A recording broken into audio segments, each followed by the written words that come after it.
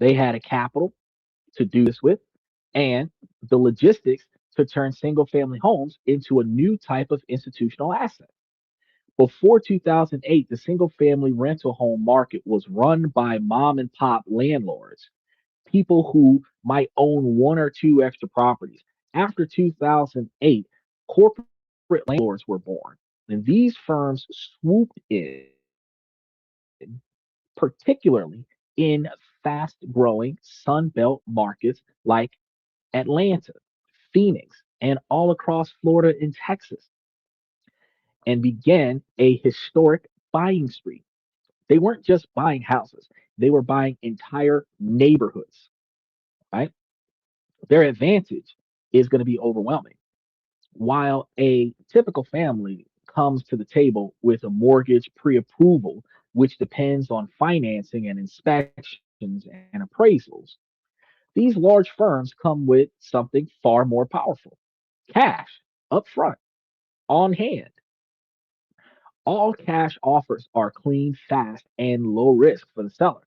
A seller looking at an offer from a family that might fall through versus a guaranteed cash deal from a corporation will almost always choose the cash over the hypothetical. It's nothing personal, it's just business. And the firepower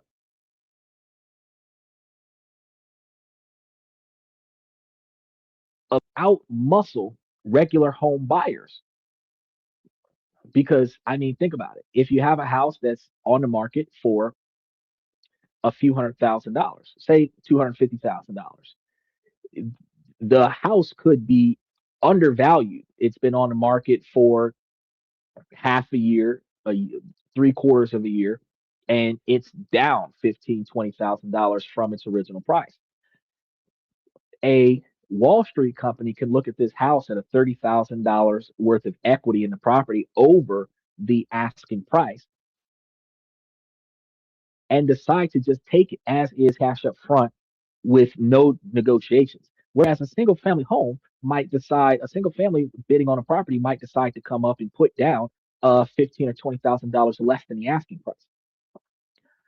A lot of people understand what that means. So what that means is that if one person is trying to talk down the price and the other person is willing to take the price at sticker price, what happens is that the person that's trying to talk down the price gets outbidded by the person that's willing to not only take it at the asking price, but give you cash to close the deal. So you'd have the money as fast as it could take to wire the money. And that really puts out families that just barely covered the down payment. They just got enough money for closing costs, and they're in a position where, contingent to the mortgage company, they qualify for the house. The impact of this shift is reflected in some stark statistics. The historical average first time home buyers as of 2024 was less than 40%. So now, between 24 and 25 going into 2026, it's at 21%. It has plummeted to record lows. For younger Americans, the picture is just as bleak because in late 2024, the home ownership rate for houses under the age of 36 stood at just about 36.3%. It's a crisis of affordability. Almost nobody can afford a house. Now everybody's renting rooms out of apartments.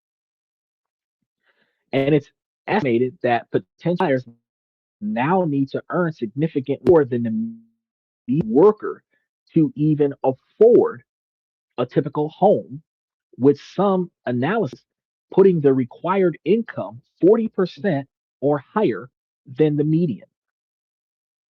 It's not surprising that 83% of Americans now say that buying a home is harder than it was for previous generations because you making 40% of the median income. That's closer to 70, $80,000, right? Really close. This isn't just a financial issue. It is a societal one. So the executive order itself contains the lines: people live in homes, not corporations. When a neighborhood shifts from being mostly owner occupied to being managed by a distant corporate entity, the character of the property can change. The sense of community can fade. Renters who may be more transient often have less incentive to invest in the long term upkeep and social fabric of a neighborhood, which means that you're not getting used to your neighbors. Nobody knows who lives next door to them. If you go outside, you're going straight to your vehicle. There isn't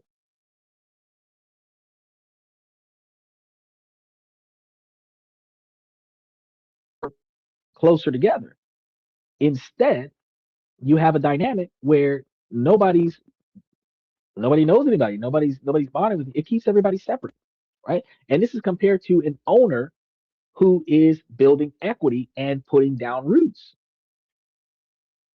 So if you're always on the go because you're not married to the business versus, I mean, you're not married to the property versus somebody who owns the house, building equity on the property, getting to know their neighbors, community watch situation, the community development projects where they're working on the community centers for the kids, they're the community parks, the community this, the community that, community gardens. All that stuff is gone. And this has led to the core complaint at the heart of the new policy that these investment firms aren't just buying the houses, they are hollowing out the communities and turning them into assets on a balance sheet. And for years, this has been the accepted behavior.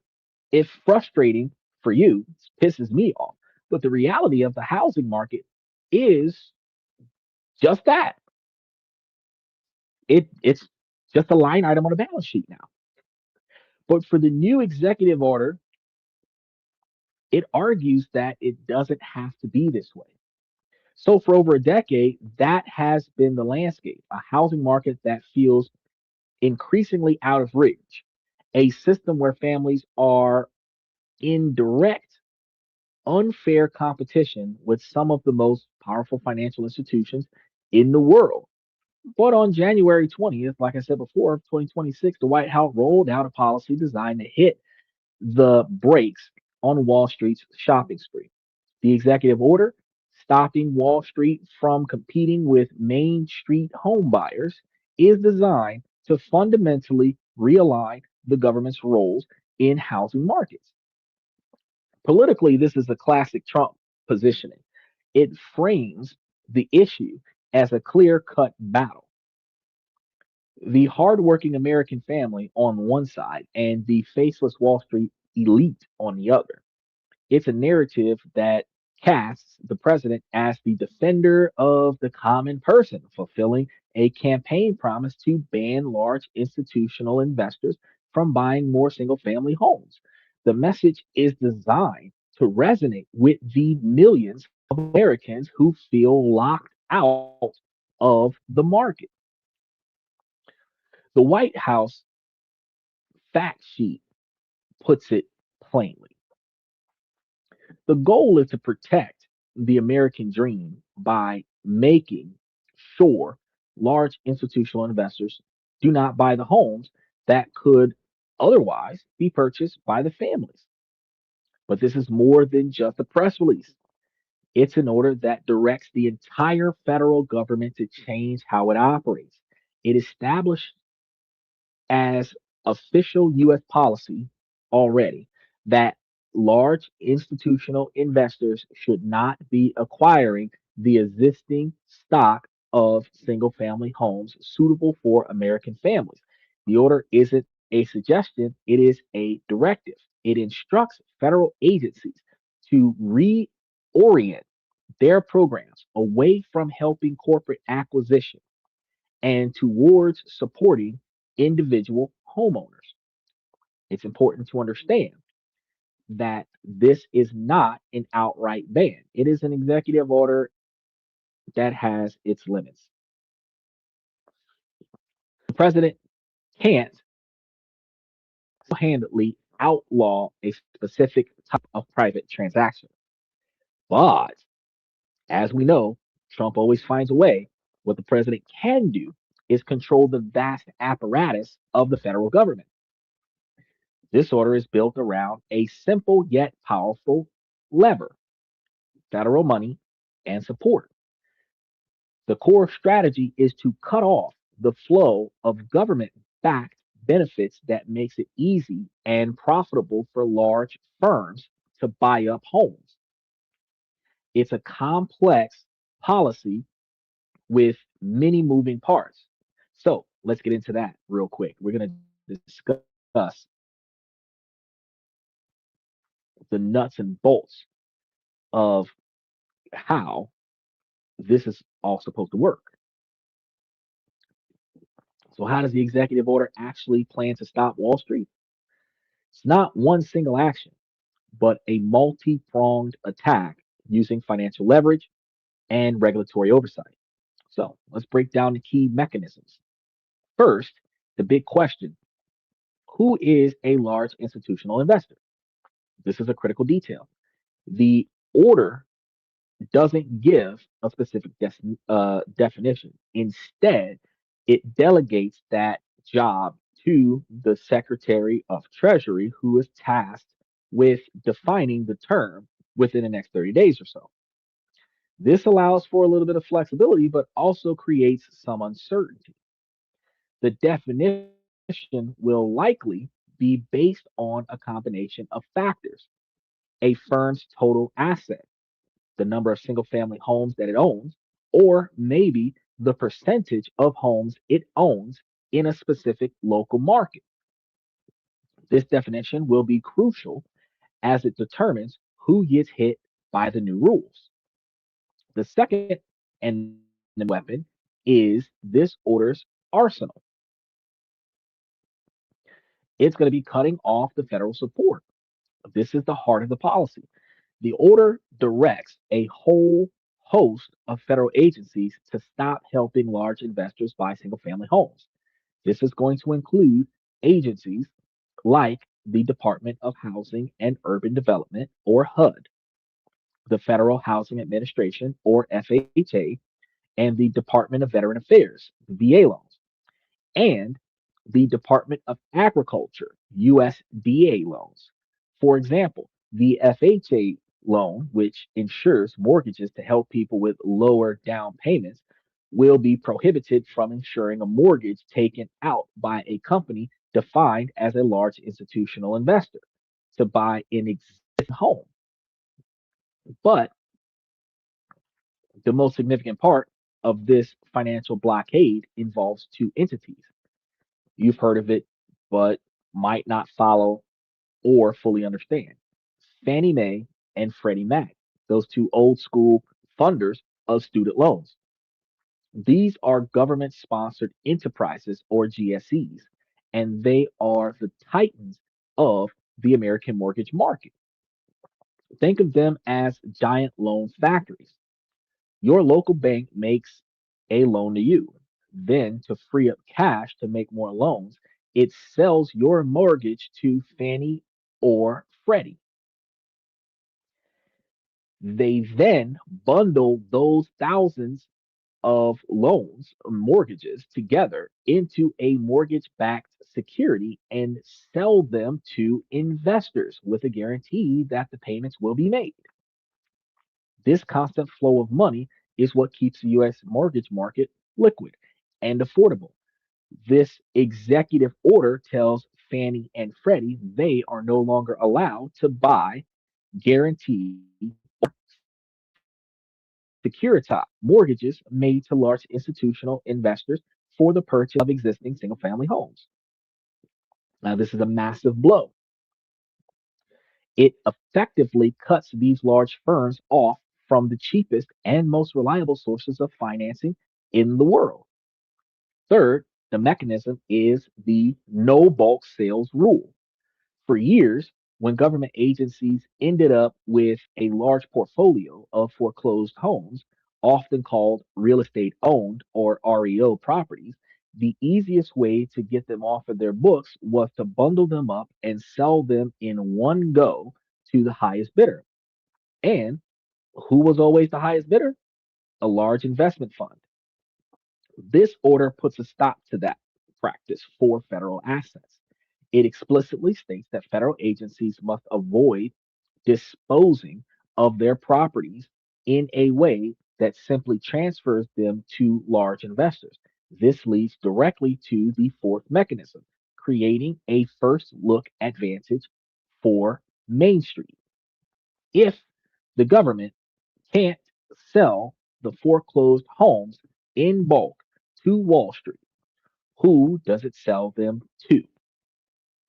This order says the priority must go to individual owner occupant buyers.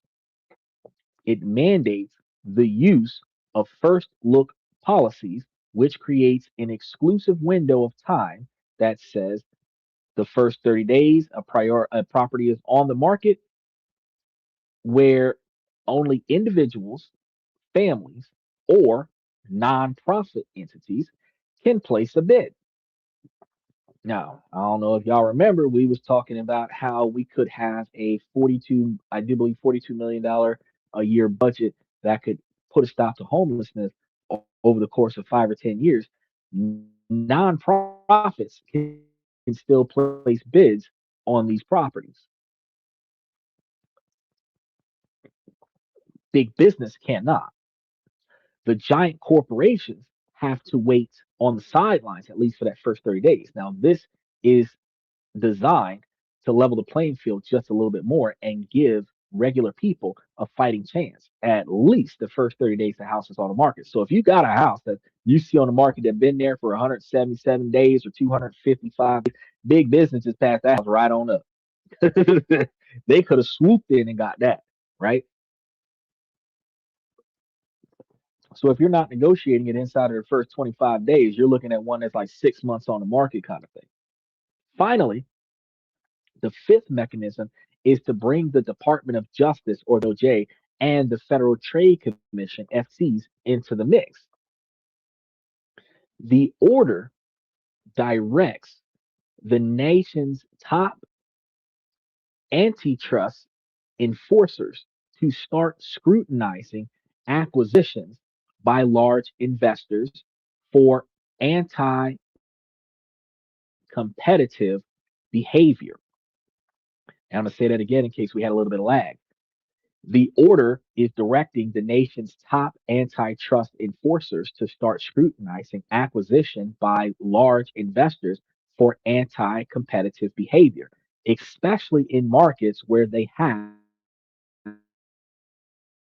a heavy presence, such as Atlanta, Jacksonville, Charlotte, and even Phoenix. They are instructed to prioritize enforcement against practices like coordinated rent hikes or deliberately keeping homes vacant to manipulate local prices. This adds a significant legal threat on top of the federal restrictions for financing, warning these firms that if they get too big or act like a cartel, that they could face serious legal challenges. So you get a bunch of properties, you fill them up. don't don't use them to devalue all the other properties in the neighborhood and then buy up all the properties for cheap. You fill them up. Now, you might think this sounds like a total shutdown of big money in the single family housing space, but there are a very important quantity and very specific exception written directly into the policy. The build to rent carve out. This may be one of the most significant parts of the entire order.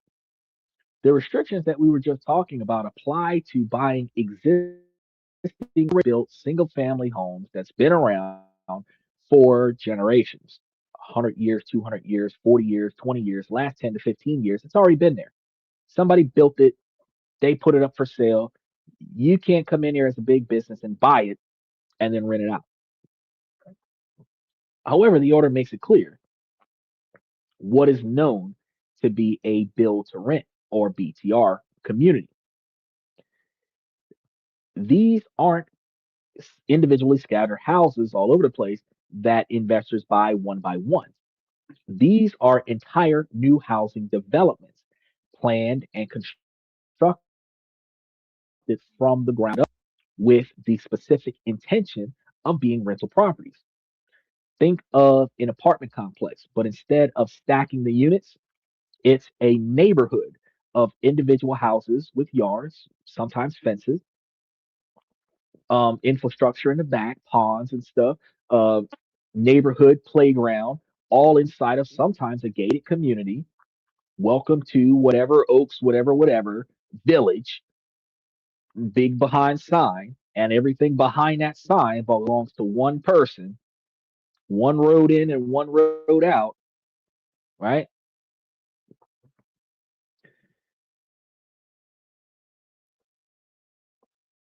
All got garages, everything like that, all owned by a single company, not an HOA, owned by a single company, rental properties. So why make this exception? The thinking here is going to be key to understand the policy's goals. The main problem the order is trying to solve is the direct competition between individual families and single individuals and the corporation itself for the limited supply of already existing homes. There's special economic zones all over the world where the government is encouraging big business to build properties from the ground up. So you don't want to contradict yourself. And that's what the government is trying to do. It's not to contradict itself. It's designed to stop investors from crowding out everyday buyers from already existing properties that have already been, it was built years ago, sold by its first owner, potentially up for sale by its second owner, and big business come to swoop in. It's trying to stop that. However, the administration also recognizes a deeper issue, a severe and chronic lack of housing supply. Experts estimate that the United States is short several million homes needed to meet current demand. An outright ban on all institutional investments could accidentally choke off a major source of capital for new construction, making the supply shortage even worse. The BTR market has been booming with tens of thousands of new rental homes being built each year. The BTR carve out is a strategic move to sheer Wall Street capital redirected towards more productive goals. So instead of them buying 500 properties that have houses on them, they can buy 500 acres of land and put some neighborhoods down. Or even better, buy 500 acre land and put some apartment complexes down. Put a neighborhood of apartment complexes down. Have it start building up or building down the way China is doing, right? Because how can they fit 4 times more people in less space? Now, the message is going to be clear here. Stop competing with families for homes that are already here. If you want to be in the single family home market, then build new homes and add to the overall supply. That's what they want from big business. It is an attempt to separate what the administration sees as a predatory investment, buying existing stock, from the productive investment, creating new stock. By providing this approved path for institutional money, the policy aims to increase the total number of housing units in the country, which in the long run is the only real solution to affordable crisis. It's a dedicated balancing act, trying to protect home buyers now without stifling the new construction needs for the long-term future.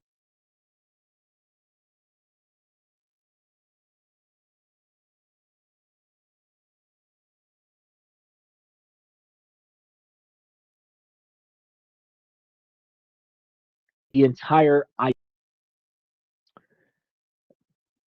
there it is. I was waiting on it to catch up with us here because the internet is really bad tonight. It is supposed to be better than what it is. So like I was saying, it is a big shift from the real American dream. So this all sounds very complex, but the bottom line is going to be simple. Will this actually help us buy houses. Will it make houses more affordable? The answer is complicated. Very, very complicated. Let's break this down. Potential good news and the reality check. From the potential good news,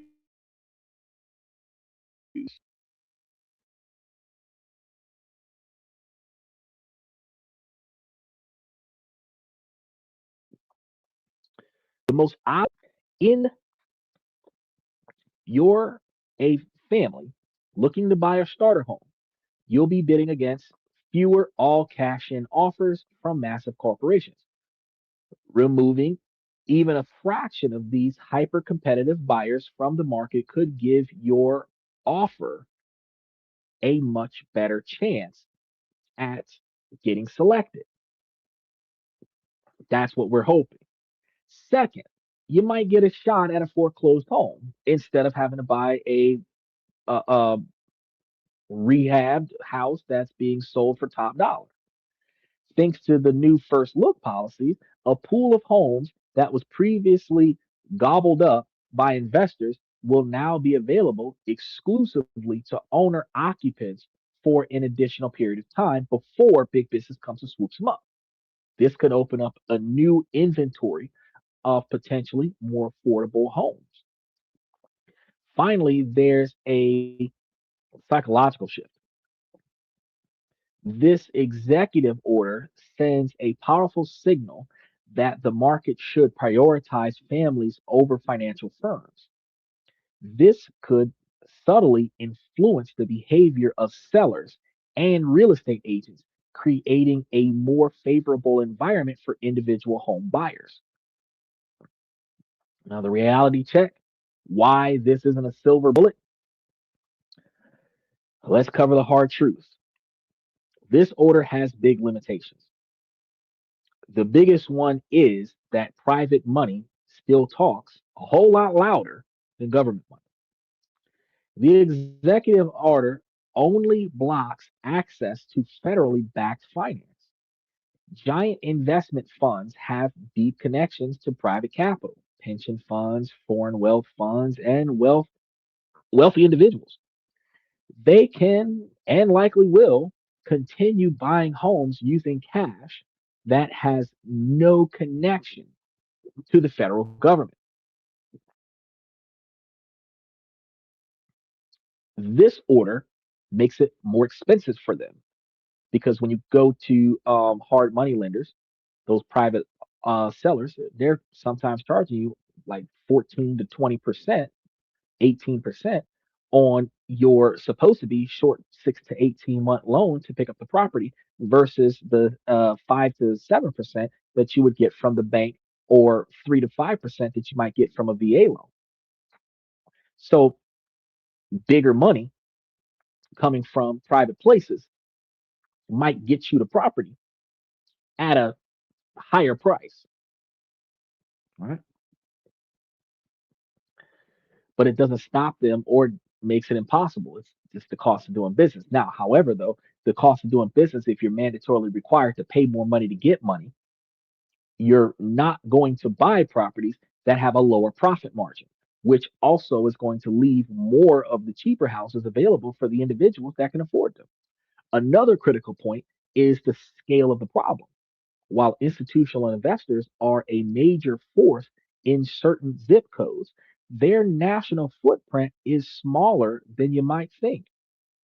Depending on the definition, a large institutional investor owns somewhere between 1 and 4% of all single family homes in the United States, while their ownership is highly concentrated in cities like Atlanta, where it can be much higher. This policy may only have a small effect on national homes prices across the country. And this brings us to the real villain of the housing crisis, a catastrophic lack of supply. As many experts are pointing out, the fundamental reasons homes are so expensive is that we as a country haven't built enough of them for decades. The United States is facing a deficit of roughly 4 million homes. This executive order does nothing to change restrictive local zoning laws, the shortage of skilled construction labor, or even the high cost of building materials. Matter of fact, the tariffs that he's been throwing around actually is increasing the cost of those building materials. So until we build more homes, the market will remain intensively competitive. What it means for renters and investors. If you're a renter, the implications are murky. On the one hand, if institutional landlords slow their buying for existing homes, it could slow rent increases in some areas. On the other hand, as these firms pivot to build to rent spaces, you may see more new high end rental communities, but fewer individual houses for rent in established neighborhoods. For the large landlords and investment funds, this is a clear signal that the game has changed. In what way? We're still trying to figure that out. They are losing access to the very cheap government backed capital. Their compliance costs will further up, and they now face the threat of antitrust lawsuits. We know that they're going to offload those expenses onto their renters. We can expect to see major shifts in institutional capital away from buying existing homes and pouring even more aggressively into build to rent sectors and multifamily apartments, which are largely unaffected by this order, which also means that the developments that are changing are not necessarily going to shake the ground of real estate investment trusts. It will, I guess, devastate or disassociate, disproportionalize expansion. That's what it's going to do. It's going to impact expansion. Um, and then while it's going to stop them from pouring into those single family homes and start flooding the aggressive efforts into build to rent sectors and multifamily apartments, we realize that these are going to be completely unaffected in a way where you're still going to see places, but they're going to cost way more than they used to because everything is being built from the ground up. One of the most important things to remember about an executive order is that it is not permanent. It stands while the president is still here. But what one president does with a pen, the next president can undo just as easily with a different pen. For the policy to have a lasting impact, it needs to be passed into law by Congress, which hasn't happened yet. Recognizing this, the executive order directs the White House to prepare legislative recommendations to make this policy permanent, which he's got 2 years left to push through. This is tapping into a powerful and growing bipartisan feeling in Washington that something needs to be done about Wall Street's role in the housing market. In fact, there was already momentum on Capitol Hill even before this order came out, because in 2026, Republican Senator Josh Hawley and Democratic Senator Jeff Merkley, the guy responsible for DHS not getting their funding, introduced a bill called the Homes for American Families Act. So they were already working together on this, right? Democrats and Republicans were working together on this. Their proposal is even more aggressive than the executive order from the president. It would use the Sherman Antitrust Act to make it illegal for investment funds with over $150 million in assets to purchase a single family home. An updated version of another bill, that Hope for Homeowners Act, would use tax changes to pressure large investors to sell off the homes they already own over several years. Now, if you're one of those big businesses that are buying up all of the single family homes, like what's that company called? Dixie, Doxy, something like that, where they help you buy the home, or at least they're supposed to. A lot of the times they cheat you out of the house and keep all your money. But if there was a legitimate company that was designed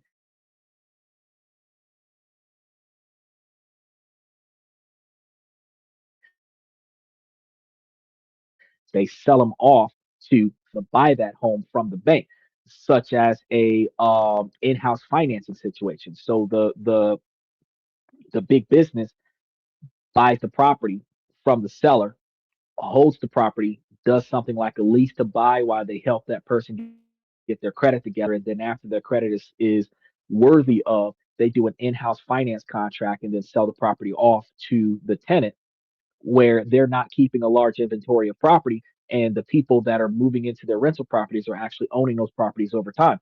There are situations where that can happen, and these bipartisans are pushing to show that the executive order from the president is part of a much larger national conversation, working people into owning their own stuff. I would love to rent an apartment or a house from a landlord that would then finance my ability to buy the house or the condo. It goes from me just being a tenant with no equity in the asset, which is the property that we live in, to me being the owner of the equity of the asset of the apartment that we live in. The president has urged Congress to act, and other legislative proposals are also in the works at the same time. So, this sets the stage for a major battle over the future of American housing. The debate will be fierce.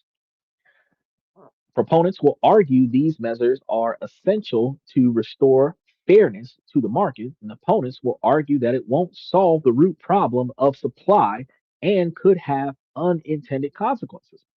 And in my observation, the unintended consequences will be that the big business will make less money off of buying the properties that they can no longer rent out to other people, and they will have a delay in mass production of building new properties due to the updated building code law, and it's just going to slow down the creation of accessible properties to rent, but it will increase the quantity of available homes to buy. Americans not changing their spending habits. That's going to be the issue that we're going to have here. Because even if big business doesn't buy up all the single family homes, if your credit is shit and your payment history is shit and you live from paycheck to paycheck, you are not going to qualify because most loans require you to have less than 50% debt to income. Most loans require you to have, sometimes in situations, less than 40% debt to income. And if you're supposed to have less than 40% debt to income to qualify for the house, that means your whole spending limit is 40% of your income. So if you're making $4,000 a month, and most people aren't, if you're making $4,000 a month, your standard of living is less than 1,800. That's 40%. Most people aren't living on 1,800 a month with a $4,000 a month income. Most people are living at 3,800 a month with a $4,000 a month income. These are going to be the things that need to change. You have to change your spending habits, turn some shit off, stop subscribing to a lot of shit, and start putting your money towards other places that will help you make, save, and invest money. But what is going to be clear about this is that the idea of limiting corporate ownership of single family homes has moved from the fragile areas of ideas to the center of the American politics. The executive order is the first big step, but the fight to turn this into permanent laws will likely define House policies for years to come, 25 years or more. Trying to reinforce the Trump account because, as I told you before, Donald Trump's Trump account will allow for tax deferment and special taxation on the stock options for the kids that are born after 2025, between 25 and 28. Um, where their 18th birthday, they can utilize that capital to do things like either start up a business, put money towards their college, or buy their first home. Specifically for the sake of buying your first home, if you've got tax deferment on a brokerage account that'll help you buy your first home, you have the capabilities to, with this new policy turning into law in 20 years, be able to go and get another house. The foreshadowed thought process of the executive orders from the current president that is really 20 to 25-year plan that's starting this year. It follows everything we talk about on this podcast. It's building your brand, finding your 20-year mark, and figuring out what changes you need to make to get there. This is going to push to create single national rules for housing. That is not happening in some kind of vacuum. It is going to be part of a much broader pattern for the Trump administration, using federal power to create uniform standards across the country, overriding state level rules in the process, right?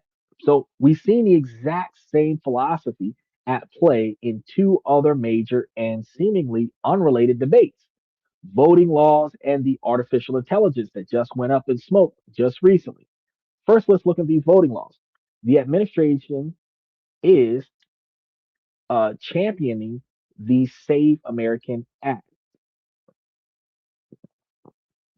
This bill, already passed by the House, would require every single person registering to vote in a federal election to provide documentary proof of U.S. citizenship, like either a birth certificate, passport, maybe a passport card, driver's license with the real ID star on it, or state ID with the real ID star on it. States would be forced to purge anyone from the voter rolls who cannot provide these documents, and election officials could even be sued personally for registering someone without these documents. So if you did not update your real ID in March of last year, you are not going to get to vote this year. Supporters say that this is about nationalizing election security and preventing non citizen voting. But opponents are arguing that it would create massive barriers for millions of eligible citizens, especially the elderly, low income voters, and naturalized citizens who may not have easy access to these specific papers. Before I go any further, you've got your social security card. You can order your birth certificate. You should have, unless you're homeless, access to your driver's license or state ID.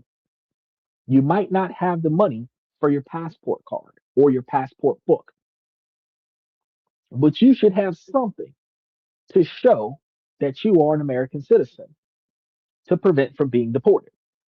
And whatever proof that is will allow you to vote.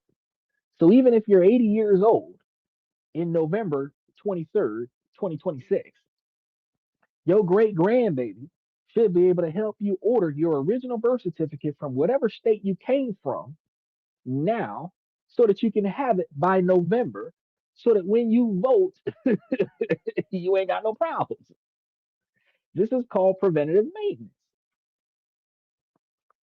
because you can't tell me that 60 years ago they did not record or document your citizenship status. Okay, it might have not have changed in a while. You might not have it in a filing cabinet in your bedroom or nothing like that. But for $400, you can buy it. But they say, well, if he's poor or she's poor and they can't afford to pay for it, your real ID is less than $50. There is no reason why you cannot get a copy of your real birth certificate and your real social security card over the course of the last 2 years.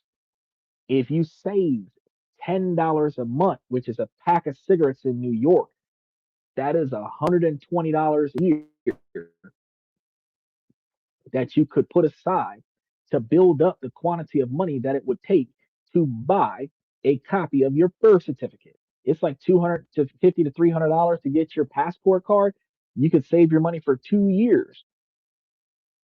From the time Trump got into office until the time middle election comes, in 2 years, you'd have 240 bucks. You can buy your passport. There's no reason why it can't be done. If you can go to bingo every week and you can go to the casino twice a month, then you can buy your damn birth certificate. You just got to be responsible about your shit. Okay. Now, let's go into this artificial intelligence thing because December of 2025. Oh, yeah, we're talking about how stocks impact you right now. We got some stocks going across the bottom of the screen for 9 by 16, for 16 by 9, and then 9 by 16 is going across the top. December of 2025, Trump issued an executive order aimed at creating a single national AI policy framework. It specifically targeted state laws that, in the White House's view, are too restrictive. The administration argued that a patchwork of state rules on things like AI bias or deep fakes creates regulatory chaos, and it hurts Americans' ability to complete globally to compete against the global market. Now, Congress is considering the Trump American AI Act, which would write the federal preemption into law, creating one set of rules for the entire country and override many of the laws already passed on state level in places like California and Florida. He said, special shout out to Michael. He said that AI will destroy the industries. I was getting to that. I was going to get to that because AI was the Anthropic that I was just talking about last week, Monday and Tuesday. Anthropic that created that software that can mainstream artificial intelligence to function the standard equipment. Um, Donald Trump was like, hell nah, because that would take any military equipment, weapons, whatever, and have it automatically controlled by an algorithm that would not be controlled by hands-on human effort. And he put a stop to that. We're going to be talking about that over the next 20 minutes. His order made some changes. We're going to talk about how it impacts the stock market, but his order effectively put a stop to, at least for right now, delayed it at the very least, our observation of that Terminator 2 series that I told you guys we were headed in the direction of. Because taking a AI system that is 100% autonomous and putting it into the location where it has full control over government computers and government operated military structures, that algorithm would make its own decisions on whether or not it would launch nukes, whether or not it would launch drones, whether or not it would attack or defend. And Donald Trump was like, nope, take that out of here. So we're going to be covering that in just a second. It's going to be worse than iRobot. iRobot is a good analogy, though. I like iRobot. Well, iRobot was a bunch of robots that were designed not to kill humans, and one robot killed a human, and that let them know that the robots had a defect in them, right? And they found the defect and was able to shut down all the robots. What Donald Trump just did was let them know that you can't have this system run its own self. So he effectively put a stop to the Sarah Jane Chronicles. He put a stop to the Matrix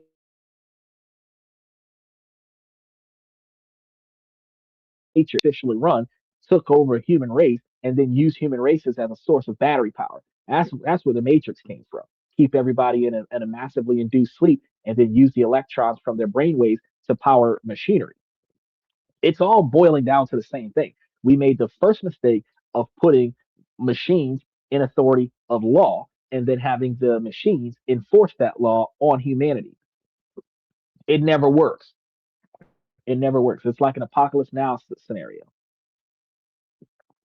The very beginning of the Matrix. That's exactly the and as a movie buff, I would say that Sarah Jane Chronicles foreshadowed the Terminator, Terminator 2, Terminator 3, and Terminator 3 foreshadowed the Matrix.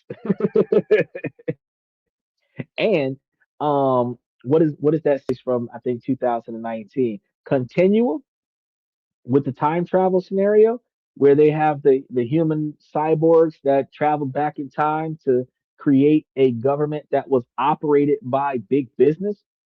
That's where we are right now. That's where we are right now. So in both voting and AI, just like in housing, the administration is pushing for centralized national rules. Critics in all three cases argue that this one size fits all approach comes at the cost of individual rights and local control. You're just going to have to recognize that in order for you to be protected, you have to give up some freedom. It is what it is because the wild, wild west, where there's no laws, there's no protection. You protect yourself to the best of your ability. The more laws they put up, the more protection you have. But the more laws you put up, the less freedom you have. Michael says, "Say green, humans become a food source." Actually humans becoming a food source. The neurological food source actually is an unlimited resource. From the time the person is born until the time the person passes away, that could be like an 80 or 90-year long battery power. That is a very, very long power source. We can't think of anything right now that without being refilled can run for 90 years without having to be replaced. And when you put them in those matrix style hyperbolic chambers where there's no injuries or murders of any kind that's going on, you don't even have the unexpected breakdown of the human body. The person is born, put into a container, and then drained of his neurons for the rest of his life in a state of dream forever. Now, supporters argue it's necessary for national security to stop this stuff from happening. Economic powers from having control over everything, and then it starts bringing back balance and fairness. You said freeze dry. Well, not so much freeze dried, but more to the magnitude of liquid human energy sources. Because if you freeze dry a person, they'll freeze to death and they'll dehydrate. But I do get the premise. Now, this is a fundamental debate about who controls the rules, and it connects these very different policies into one big fight. This assertion of federal powers over AI became dramatically clear on February 27th of 2026. He said just that water. Well, I mean, Diddy's locked up, bro, so nobody's peeing on nobody to throw him out. So as it stands, it's like you keep him in a liquid cryo chamber, and you just milk them like that. Now, on February 27th, 2026, which was last week Friday, Donald Trump ordered all federal agencies to immediately cease and desist using AI tools from the company Anthropic. That's what I was talking about just a moment ago. The creator of the AI model Claude, Claude, not Cloud. Defense Secretary Pete Hegseth went a step further, labeling Anthropic a supply chain risk for national security effectively blacklisting it from defense projects. So they can't even get back in the door. So, why was a leading AI company suddenly banned? Well, it came down to a clash with the Pentagon over a major AI contract. Anthropic core safety policies, known as its constitution, explicitly refuses to allow its AI to be used for two specific purposes: mass domestic surveillance and fully autonomous weapon systems that can select and engage targets without a human in the loop. This is the safety policies of Anthropic. The Pentagon's officials, however, insisted, they insisted that any AI tool it uses must be available for all lawful purposes, even if they don't currently intend to use them for those functions. So even though Trump was like, nah, hell nah, the Pentagon was like, yeah, but let's have some systems that can automatically nuke a guy at a traffic light just in case. Michael said, question: when you start writing bills for AI, does it mean AI is becoming human? Well, when we start writing bills for AI rights, then yes. When we're just writing bills to prohibit the creation or usage of AI, then no, because that's equivalent to creating bills for service animals or dogs or stuff to that effect. And those bills are not designed to give the animal rights to control humans. It just, gives legal authority for certain things to happen under certain conditions. So it would be, I mean, it's a good segue into a nice joke, but it's more to the magnitude of, like, for example, those companion bots that are like $150,000 a pop right now.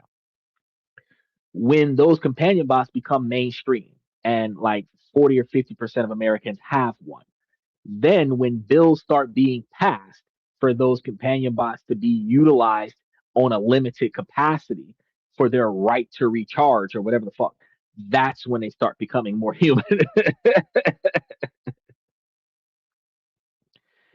Bills are made to limit over usage.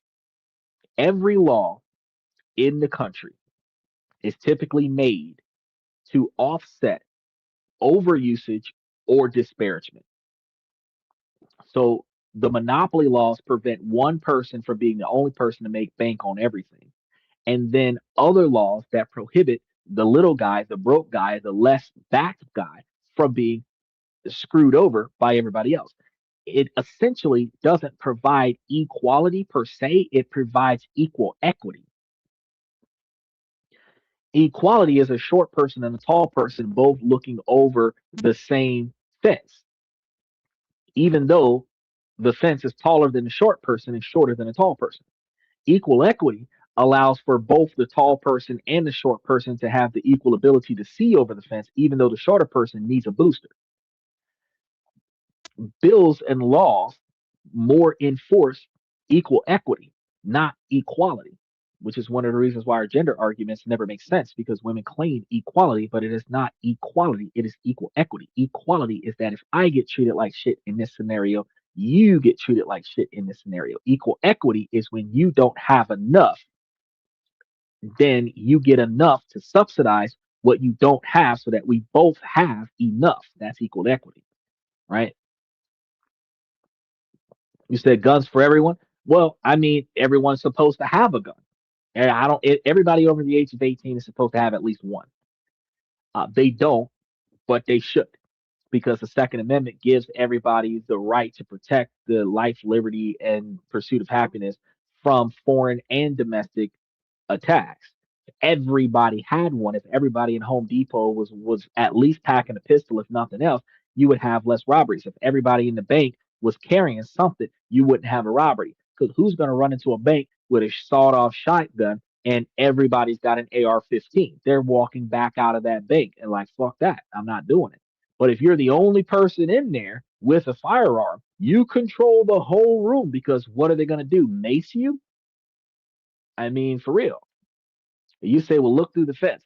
That's only realistically speaking if you assume that there's a gap through the fence. Because if you look like a concrete wall, it can be identified as a fence. And if it's a 10-foot concrete wall, or let's say that it's a 5.5 foot, 6 foot concrete wall, there is no looking through the fence. You either are looking over it or looking at it. You don't get to see. Metaphorically speaking, it's identifying the observation that if you don't have the ability to receive the benefit, that enough equity is provided to you where you have equal ability to receive the benefit. The equality is that you have equal access to the ability to try, and equal equity is that you both benefit reasonably the same, even if you who has less is given more. For the person who doesn't have, they get less, but you both get the same experience, right? The difference between being able to pay for an annual pass versus you getting a free pass because you can't afford to pass, both parties get to experience the benefit of the pass. That's equal equity. Equality isn't that you both have a fair chance to buy the pass, but if you can't afford to pass, you can't get the pass. That's equality, right? The pursuit of happiness. But it's not just a pursuit of happiness, it's a pursuit to protect your happiness. Do you think that Elon Musk is correct about the idea of a future universal income for all Americans? Well, we've already covered that. The Rainbow Fund, which is a cryptocurrency that is going to be standardized and replace the United States dollar eventually. Not right now under Trump's administration, but all of the companies, all of the countries around the world that are transitioning into cryptocurrencies, there will be eventually a unified currency. And I was talking about it on his podcast a couple years ago. But it was back then identified as a rainbow currency, not like the LGBTQ currency, but like a legitimate, like all purpose currency where the cryptocurrency would be uh, valued for whatever it is when you buy it in your country. And then when you go to somebody else's country, whatever the price is, that's the price. There isn't a currency exchange. You don't have the currency exchange fees. So if it's like 67 Bitcoins to buy something in America and it's like 2 Bitcoins to buy it in a different country, if you have 67 Bitcoins, then it's you could just spend two on the other thing, hypothetically speaking. Now we understand that Bitcoins are thousands of dollars, so it wouldn't be like that much of a Bitcoin. It'd probably be like two points of a Bitcoin, but the idea is the same. And it will lead us all the way to please remember to like and subscribe. It'll lead us all the way to that era that we've seen on Star Trek where nobody has a paycheck, nobody has a financial need. Everything that they want is given to them, and they just show up and put in effort, which is communism. Stephen says, my professor in criminal justice drew a fence like you are describing to teach equity versus equality. So, welcome to college level financial discussions. Criminal justice, and I'm sitting over here talking about how things are breaking the bank. But that's exactly what it is. It shows equal equity because a lot of the times, and we don't do this in the relationship debates, um, explaining the difference between equality and equal equity because the person who doesn't put in as much in a relationship is not entitled to as much out of the relationship. And when they are in the position of the dependent, even if it's like a 30% dependent, they're still a dependent and they do not have equal equity in the relationship. They want equality where you have the equal ability to put up your opinion, but your opinion isn't followed because you don't have equal equity in the relationship. So what women want to do is put up equal equity in a relationship and go 50-50 on the bill so that they have an equal decision making authority, but it is not going to be equal. It is going to be 51-49 at best because if everybody disagrees, it's either not going to happen or it is going to happen. If it's not going to happen, the no has a majority vote. And if it is going to happen, the yes has a majority vote. So if you don't have the capabilities to have a deal breaker, third party decision maker, it is not 50-50. The majority vote, if I say no, no is no. Or if I say yes, yes is yes. Doesn't matter what your opinion is. in that situation, if we don't agree, one person has the authority. That's just um the way things work. So if we're not going to do it because we agree, the naysayer wins by default. And if we can't agree, if we're going to do it regardless, then the naysayer can remove themselves from the activity or remove their investment from the activity, but the activity is still going to get done. They don't have a say in a yes. So it's never going to be 50-50. But equal equity requires us to both have the same quantity of skin in the game, which means we both have to have the same quantity of capital involved in the game in order for us to have equal investment opportunity. And that just never happens. It never happens because as much money as she puts into the house, he puts that money on her. And it throws off the dynamic. So out of all of the stuff that she's getting out of the situation, he's putting up 75 to 100% of his income, and she's only putting up 30 to 50% of hers. She's putting up half. It's not the same. He said, what did the professor teach? He said the professor was in criminal justice, talking about the equal equity versus equal equality. Sounds like a headache. It's not a headache. It's just the logic, the difference between what's fair and what's not fair. Because what's fair is based off of your equal ability to receive, and the difference between your equal ability to receive versus your equal ability to try. Equal equity is your equal ability to receive. Equality is your equal ability to try. So we can all go into the casino and try, and that's equality, but that doesn't mean that we're all going to win. If it's set where we're guaranteed to win, if they give us a little bit of extra money for those of us who can't afford to reach the win, that's equality. For example, um, equality. Everybody can buy a house regardless of their race. Equal equity. First time home buyer credits, down payment assistance programs. Wealthier people can buy a house with no problem.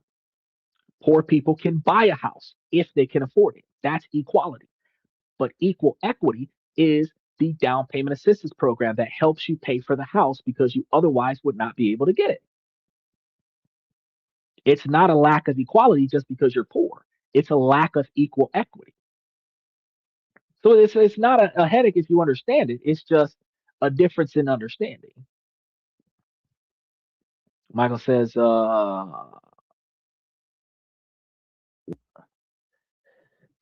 life is 20% work and the other is 80% is who you know. Yeah, more than more more than 80% of all of your success is going to be based off of who you know because your money is only going to get you so far, your knowledge is only going to get you so far, and your connections will get you the rest of the way. He says everyone should have a home. Everyone is supposed to own their own home. We don't, though. Most of us rent our own home, and most of us collaborate with a lot of other people to rent our own home. That's why you have multi income households, 2 to 5 people staying in a 3 to 4 bedroom apartment, and everybody sharing their expenses so that they can have more money to spend on not being financially responsible. Take college kids on college dorms, like $5,000 a semester for their housing, right? Which is upward of $15,000 a year just for room and board. That's a little over $1,000 to $1,200 a month for rent for a bed in a room, not the whole place. For a bed in a room, and it might be you have your own room, but you might be in a bunk bed situation where you and 3 other people are sharing the same room, and each one of y'all are paying $5,000 for the same space for the semester. So the property owner would be getting $20,000 a semester from that unit of 4 people paying $5,000 a person for that unit, all expenses included, where that property owner would be making upward of $60,000 a year off of that one unit. And if that's one unit out of 100 units, now they're making $600,000 a unit. And that is why they're saying, hey, we need to put a stop to this. We need to put a stop to this rent factor. Now, when we go back to the entropic topic, entropic refused to change the policies, and it is hard coded safety rules that they're just not flexing on, like iRobot. They're not flexing on these rules. We're not going to allow our equipment to handle stuff that is potentially capable of blowing things up. Now, the White House brought down the hammer, ordering the entire government to cut ties with Anthropic.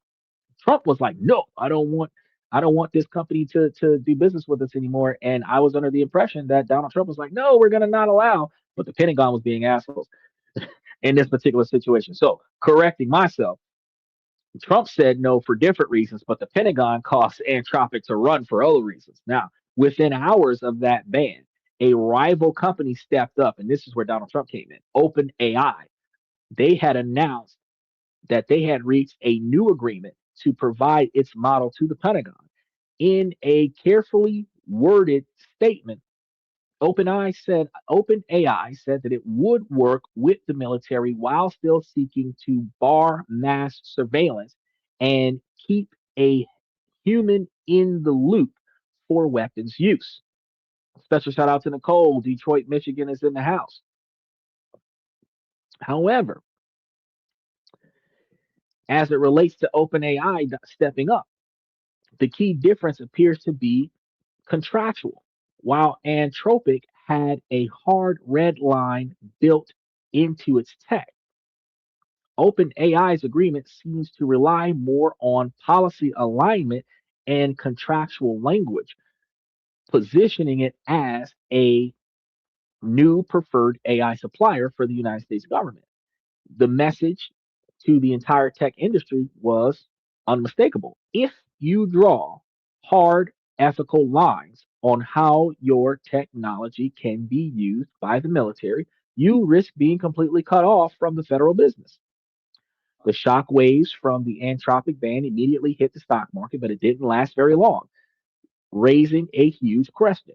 What does this mean for Nvidia? Right after Nvidia's announcement, this went down because Nvidia's announcement was on Wednesday, Trump's announcement was on Thursday and Friday. The chip company whose chips power virtually the entire AI industry. Nvidia makes the picks and shovels for everybody else's mining. So it doesn't matter which miner is mining on the mine, Nvidia's going to be there selling picks and axes. So Nvidia's exposure to Anthropic is real, but it's indirect.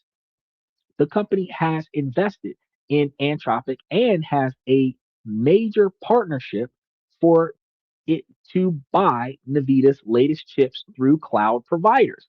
When the news broke, tech stocks, including Nvidia's, did dip, but not for long because Nvidia's stocks didn't collapse because the market understands a crucial fact. Nvidia sells the picks and shovels in every AI gold rush that we have ever seen over the past several decades. So the damage is far worse for Anthropic than it is for Nvidia. Anthropic's losses is a massive government consumer and now faces a political cloud that could make other large companies worry about their stability. But for Nvidia, the solution is different. If OpenAI now has the government contracts that Anthropic lost, Nvidia's chips will almost certainly be used to power that work, offsetting the risk. So whatever its Anthropic usage or OpenAI usage or even another competitor, they all need NVIDIA's hardware to build and run whatever model they're trying to run. So all they have to do is just shift their inventory somewhere else. Michael says, I enjoy using the AI on my phone, but it is text based only. So it will stay or it will say seek a professional advisor. Well, it depends on what you're talking about when we start talking about using AI, because we have AI technology that can curate responses when we do Google searches. We have AI technology that can enhance browser installations and updates and other such things. We also have AI technology that can pay attention to what we're talking about before we pick up our phone that aids us in filling in the blanks when we're trying to ask a question and we don't know how to spell a word, but it has the whole question after we type in two words because it was paying attention to what we were talking about next to our electronic device. It also has AI abilities to find certain items that are near your area with Google search, with Google Maps search, where you're trying to find a place to eat because you were talking about being hungry before you picked up your phone, or places to fix your car because your car broke down, and it can pick up it detects the fact that your car isn't moving anymore and recommend different mechanic shops in the area. AI systems on your cell phone can be a whole lot more than just texting. And then AI platforms helping your computer with massive word searches and drafting documents and curating information. All of that stuff comes from AI information, AI technology. Your vacuum cleaner, your dishwasher, your washer, your dryer, the computer coding on your car for fuel efficiency. All of that stuff comes from AI technology. Your security system on your house, your ability to sync your phone to the locks on your house, all of that stuff comes from AI technology. Some of it is hand to technology controlled, where you use a bioprint, it scans your bioprint and then automatically unlocks the door. And some things are completely autonomous, like your robo vacuum cleaner or your autopilot Tesla. It depends on where the AI stops being man-made, or not man-made, stops being man-powered and starts being fully autonomous. And the more we get closer to fully autonomous, because we're lazy, Americans are lazy. Most human beings are lazy, to some degree. No matter how hard of a worker you are, you have a lazy streak in you, and you would prefer someone or something else to do what you don't feel like doing. And those painstaking tasks are done by automated systems because we don't want to have to do that, right? And that's why we start seeking towards those things. He said, like Steve Jobs would say, you don't know what you want until I create it. Well, it's more to the magnitude of you don't want to do it until some man makes it. We don't have cooks at the house anymore. We've got TV dinners, we've got microwaves, we've got instant meals. We don't have somebody cleaning the clothes at the house anymore. We have washers and dryers. We don't have anybody washing dishes at the house anymore. We have dishwashers. We don't have people vacuuming the floors anymore. We have electronic vacuum cleaners. We don't have anybody controlling the temperatures at the house anymore. We now have automatic central air and heat units, tenant windows. We have solar panels to offset electricity. Anything that is no longer feasible is now being replaced by automation. We don't have a reliable partner that can balance the budget while we're at work. We have fintech that helps us manage it on our own.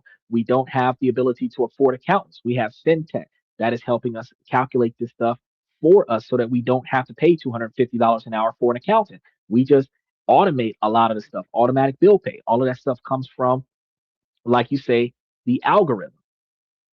So yeah, it is going to track your behavior. It's going to track your spending power, track your location, track your usage, track your performance, track conversations in the midst of your area, mass data dumps at 2, 3 o'clock in the morning, and then throw out a bunch of ads selling you stuff based on your activity from yesterday. Look, we're on the same page, and it sent all that stuff to your phone as you're moving.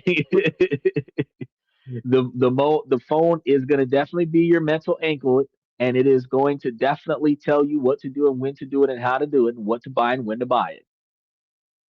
All that is going to be convenient, and convenience is going to sell, and it costs money for convenience. That's really what it is. Now, for the investors, since this change is happening, this episode reveals two things. First, the broader AI market sentiment is becoming more sensitive. Even with stellar earnings, a headline about government policies can now move the whole sector to a completely different location. Second, the key thing to watch for Nvidia isn't which AI company is up or down, but rather two bigger threats: major changes in hyperscaler spending from giants like Microsoft and Amazon, or any direct government action like export controls or antitrust suits targeting Nvidia itself. For the AI labs, the lesson is that political risks is now a major factor because politics are now involved in AI development.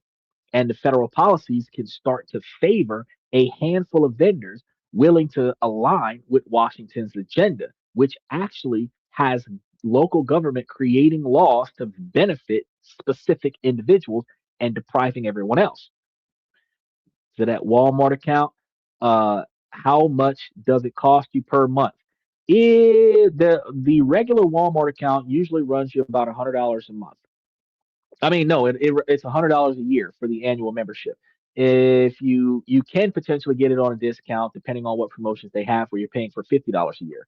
And if you're paying for $50 a year, you are in a position where it is less than $2 a year, less, well, around about $5, because like $50 a year is like 10 months is $50. It's about $5 a month, so it's about $3 or $4 a month of usage for Walmart to deliver to the house. And uh, if you're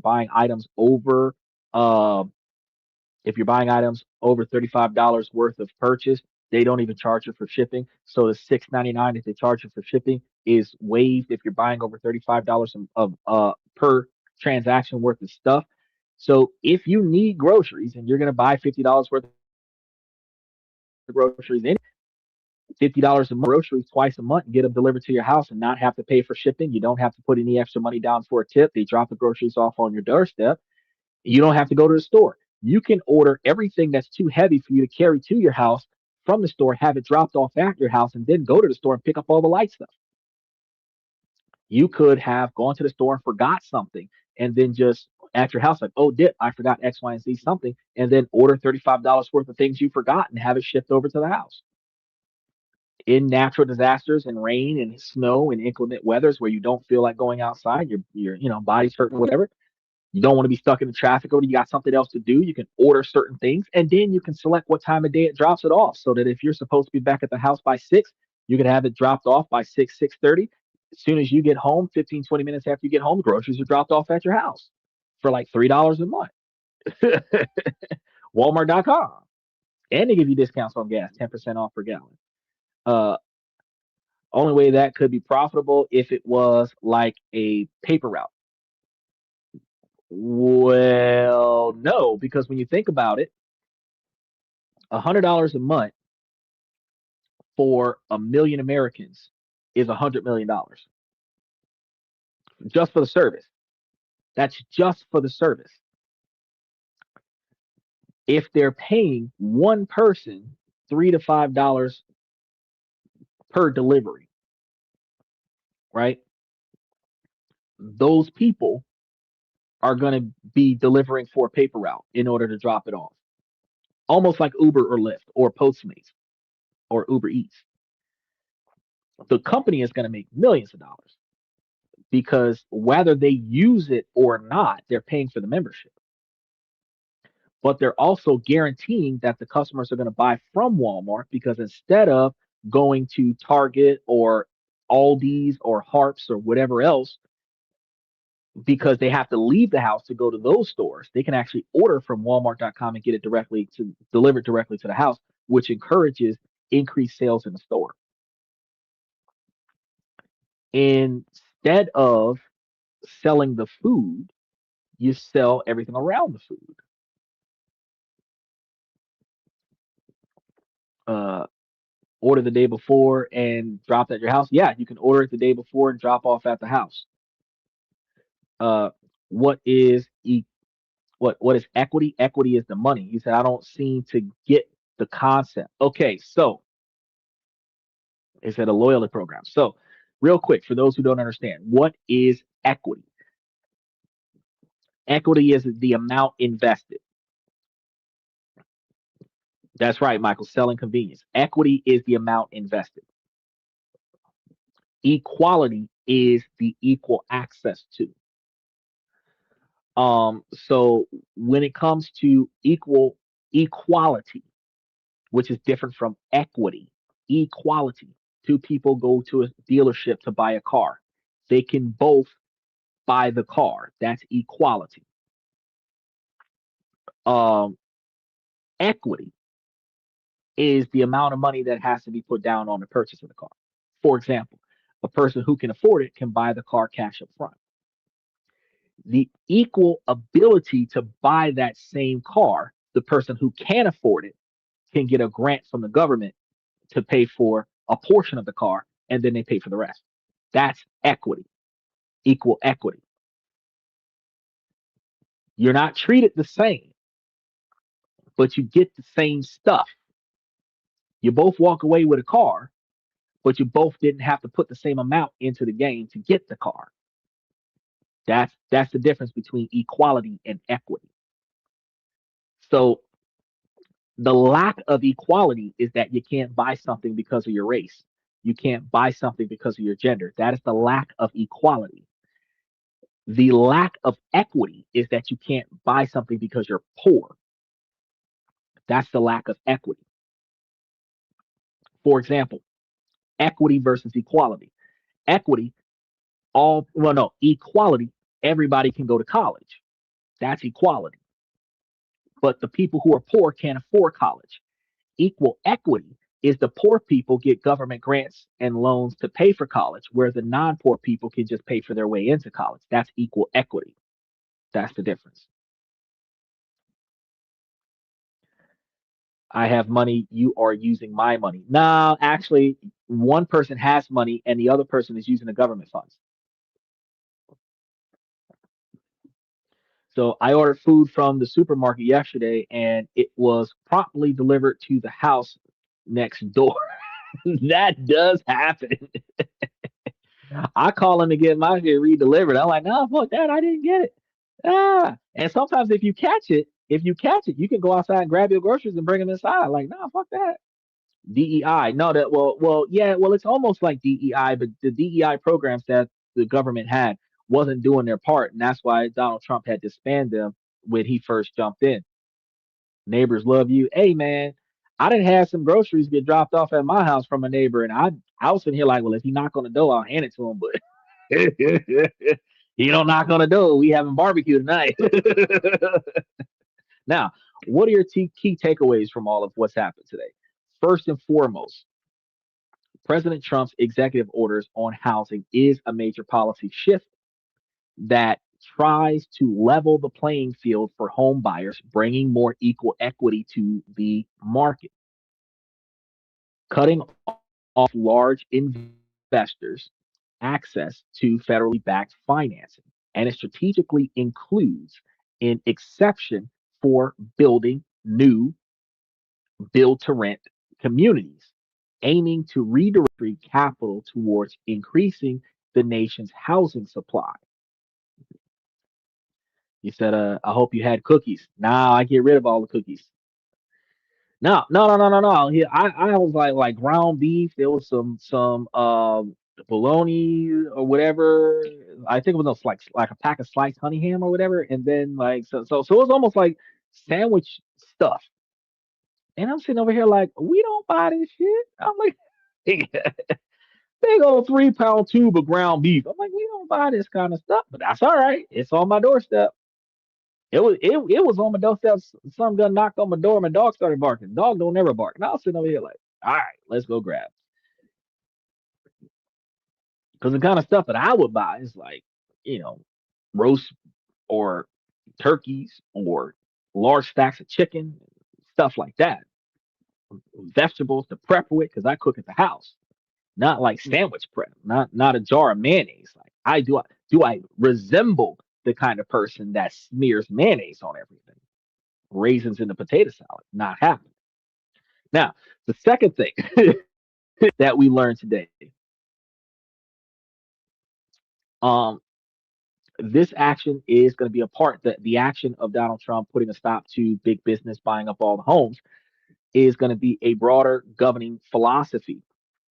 The push for national rules in housing mirrors similar efforts to centralize control over voting laws as well as the AI regulations, showing a clear pattern of federal preemption over state authority. And the third thing is the dramatic ban of AI company Anthropic serves as a stark warning. It shows a willingness to use the full power of the government to enforce its agenda, setting a precedent that Washington, not Silicon Valley, will define the ethical boundaries for critical technologies like AI with major consequences for companies and investors. that don't cooperate with the agenda. Ultimately, this is a story about a reassertion of federal powers across multiple fronts of American economy and its society at large. The question is, will these moves restore fairness and security as intended, or will they create new sets of unintended consequences? I want to know what you guys think. Is the housing order a genuine game changer? And what do you make of the government's hardline stance on AI ethics? What's your observation on the mandatory requirement of throwing up your state ID so that you can go and vote? How you doing, Claudia? Special shout out to Claudia. She walked in at the last moment. You must have just got off from work. I want to know from you guys what your thoughts are on the changes that we were talking about throughout the day. And if you guys found the breakdowns and informative information that we've been providing beneficial to you, make sure that you guys hit that like button and subscribe to the channel if you haven't done so already for more explanations of the policies and economic forces that shapes the world that we invest in. I mean, it's all right. You can come in late. You showed up. It's been almost a week and a half since I heard from you. Uh, it's just that we covered the whole topic. So today we were talking about how the government as it is changing the way they're doing business, and they're shutting down big businesses of capabilities to mass purchasing up all the single family homes, which is going to start leaving more single family homes able to be bought by the individuals who can afford to buy them. And then they're putting a stop to individuals who are not showing proof of citizenship from being able to vote. And then they put a stop to a specific AI company from doing business with the United States government so that the United States government can mainstream automation towards using missiles, foreign or domestically pointed,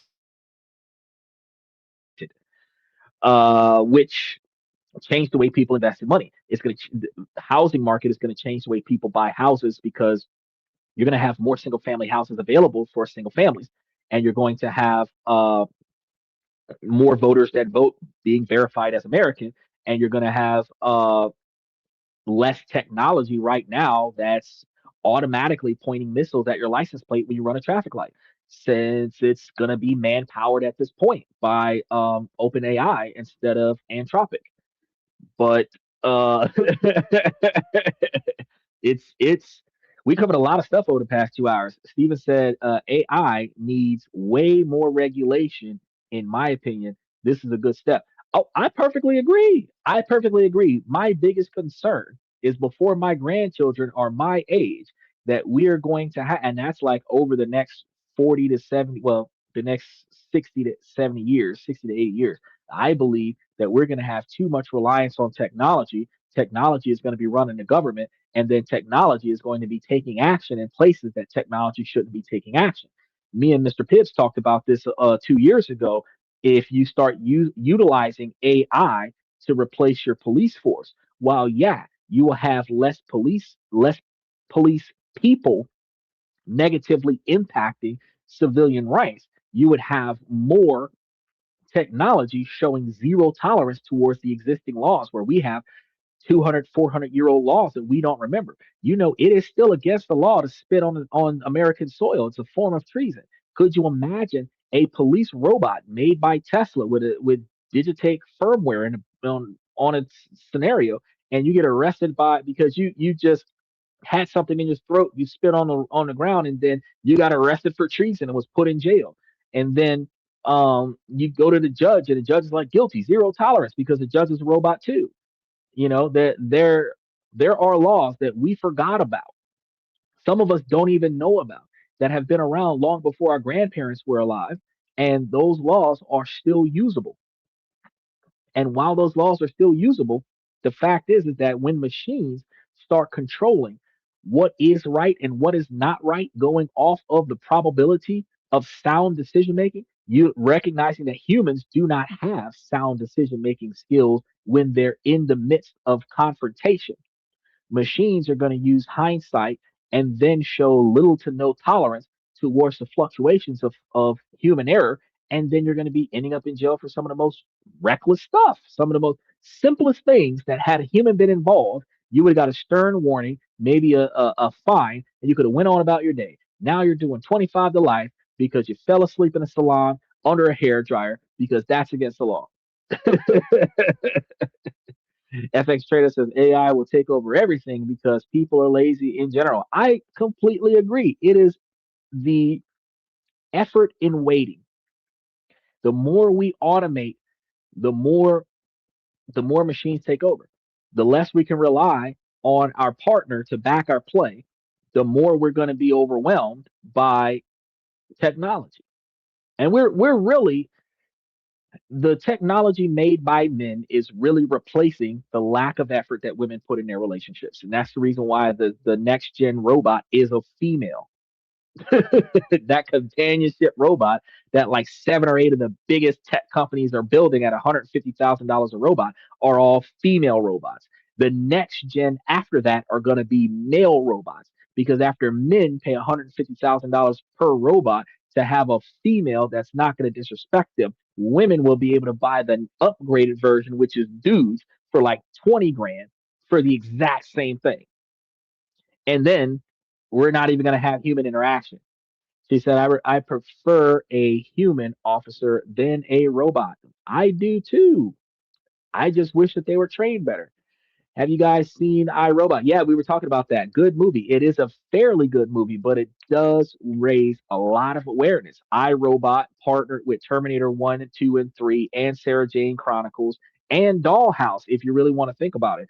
And Continuum, if you take that into consideration as well. When too much tech takes over too much human decision making, it's a problem. And then the Matrix, where we start using humans as batteries. He says, if it is part human, like RoboCop situations, it might happen. Then we'll say it is man powered. Bro, RoboCop, he was taken over too. RoboCop was taken over too. It was a human brain inside of a machine, which is cybernetics. And the problem with that is because I talked about this before too. Elon Musk has created tech that is implanted into your skull where brain waves control electronics for artificial limbs that are going to be the next generation of cybernetics. You're going to have a full robot arm that is controlled neurologically. You're going to have a full robot leg that is controlled neurologically. It is the makings of RoboCop. The problem I have with that software is that when your brain waves can control computers, reverse engineering computers can control brainwaves. When your motor functions that can be controlled by your brain can control software, the downside of that is that somebody can hack it the way they hacked those Teslas in a closed network and drove them off cliffs and into construction zones. That somebody can hack it and then control the human body, like that movie Game On, where the dude could think for himself but couldn't control his own body because his body was being controlled by a machine. It's a thing. And the military trying to take Anthropic and force automated systems that can control military projects. That is exactly what you start building. You start building soldiers that have the physique of killing machines that do not have the mentality of it and replace their mentality with the software that will make the body do what it needs to be done. The best soldier is the one that has no individual thought power. It operates on instructions alone. The one that has no remorse does what it's told. Take out the target in the school, eliminate all targets in the school. And I say it like that because I mean Columbine, right? And it's scary, it's terrifying, but that's the best soldiers in the world. The ones that are not going to say no, the ones that are not going to think about the fallout, the ones that do not consider collateral damage, and the only ones that have that capability are machines.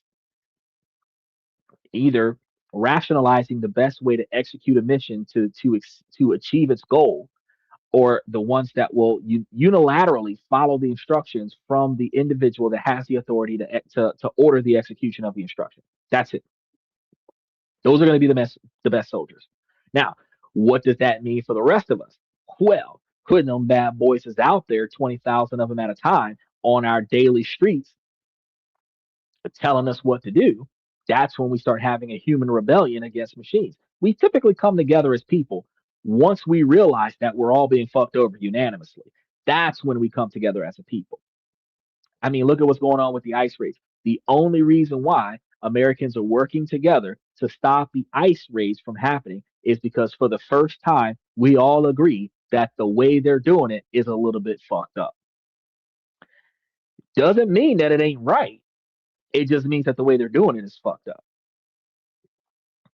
Because every person out there protesting can agree that if you're not supposed to be here, you don't have the paperwork, you refuse to try to get the paperwork, you don't belong here. And everybody who protests can agree that they're not supposed to be here, but since they've already gotten here, they've already been here for a couple decades, why make them leave? Because you're not supposed to be here. If you gave up your right to be here, you're not supposed to be here. The United States has been the only country up until 2025 that allowed people who weren't welcome to stay and provide asylum and provide resources that were provided by the government, that was provided from taxpayers who are responsible for the country because we earned a right to be here. We were born here, we were raised here, we pay into the pot. And the people who don't pay into the pot get benefits from it. And that's one of the reasons why they are not supposed to be here. We got to remove them out of the the the expenses. Ultimately, that's really the whole purpose of removing them is because, according to Donald Trump, we spend more money to keep them here than what we would to remove them. While we will spend a lot of money now to remove them, we would overall, over the course of 10 or 20 years, save money in the country by not spending money on people who don't belong here. That's exactly what he said before he started enforcing the real IDs in May of 25. He made it clear in 25 that that's why it was a thing. So as a result, the people that are out there screaming in the streets and getting run over and shot and all of this other stuff, they're out there for the wrong reason, in my personal opinion. Because truth is that if they're not coming to get your kinfolk, and I understand if it's your grandmama, your auntie, your uncle, your child that's being deported because you didn't get the paperwork done before he put that executive order out. I understand. If it ain't your kinfolk, then what is you out there for? Because they wasn't in front of the house that was about to get ambushed by the raid. They were in the center of the city, kicking up shit as the people passed through. They might have been on their way to Ohio and couldn't make it because they used the car instead of dropping down like the National Guard in some choppers. The the mentality is not the same. Now, machines would have put a stop to that. That's just the long of the short. And that's going to be the reason why DHS is still being shut down right now because Democrats have not agreed to allow DHS to get funding until Republicans agree that DHS agents are wearing body cameras with their interactions with civilians so that when they do put their hands on a civilian, you've got the play by play of what led up to that. Because the two people that got murdered in less than 3 months over DHS decisions, all you saw was the conflict of the murder, the 20 or 30 seconds before the murder. You don't see what led to the car trying to go around the other car before the lady got shot. You don't see what led to the guy being jumped by six police officers or six federal agents before one of the federal agents started opening fire on a guy who couldn't even defend himself, lying on the ground being kicked and punched. So you can't see what led up to that. And even though, like Michael told me before, that the guy allegedly had a gun, your Second Amendment constitutional right to bear firearms with the constitutional carry laws that were enforced in 24 and 25. The fact is that you can be outside with one as long as you're not committing a crime. But if you do commit a crime, that warrants your actual arrest, not the elimination of your life. So, while I agree they should have been arrested for whatever actions that are not supported by law, I disagree with the decisions that were made that led to the loss of life of individuals that could have been sitting in jail. And to the second magnitude, the people who marched on Washington did not get shot. They attacked the White House and did not get shot. So why is it can thousands of Americans attack the nation's capital and survive unharmed, go to jail, get a pardon, but the people standing in the streets get gunned down? You can't make up for that. When the people who went to jail, who marched on Washington, they got the pardon, the country is able to make up for any wrongs that were done. My bad, you're released. But when you take them people life, you can't be like, my bad. If the police officer made a bad call and arrested a person that shouldn't have been arrested, you can at least say, oops, my bad. Here's a few $100,000 for your wrongful arrest. But when you take the person's life, you can't say, oops, my bad.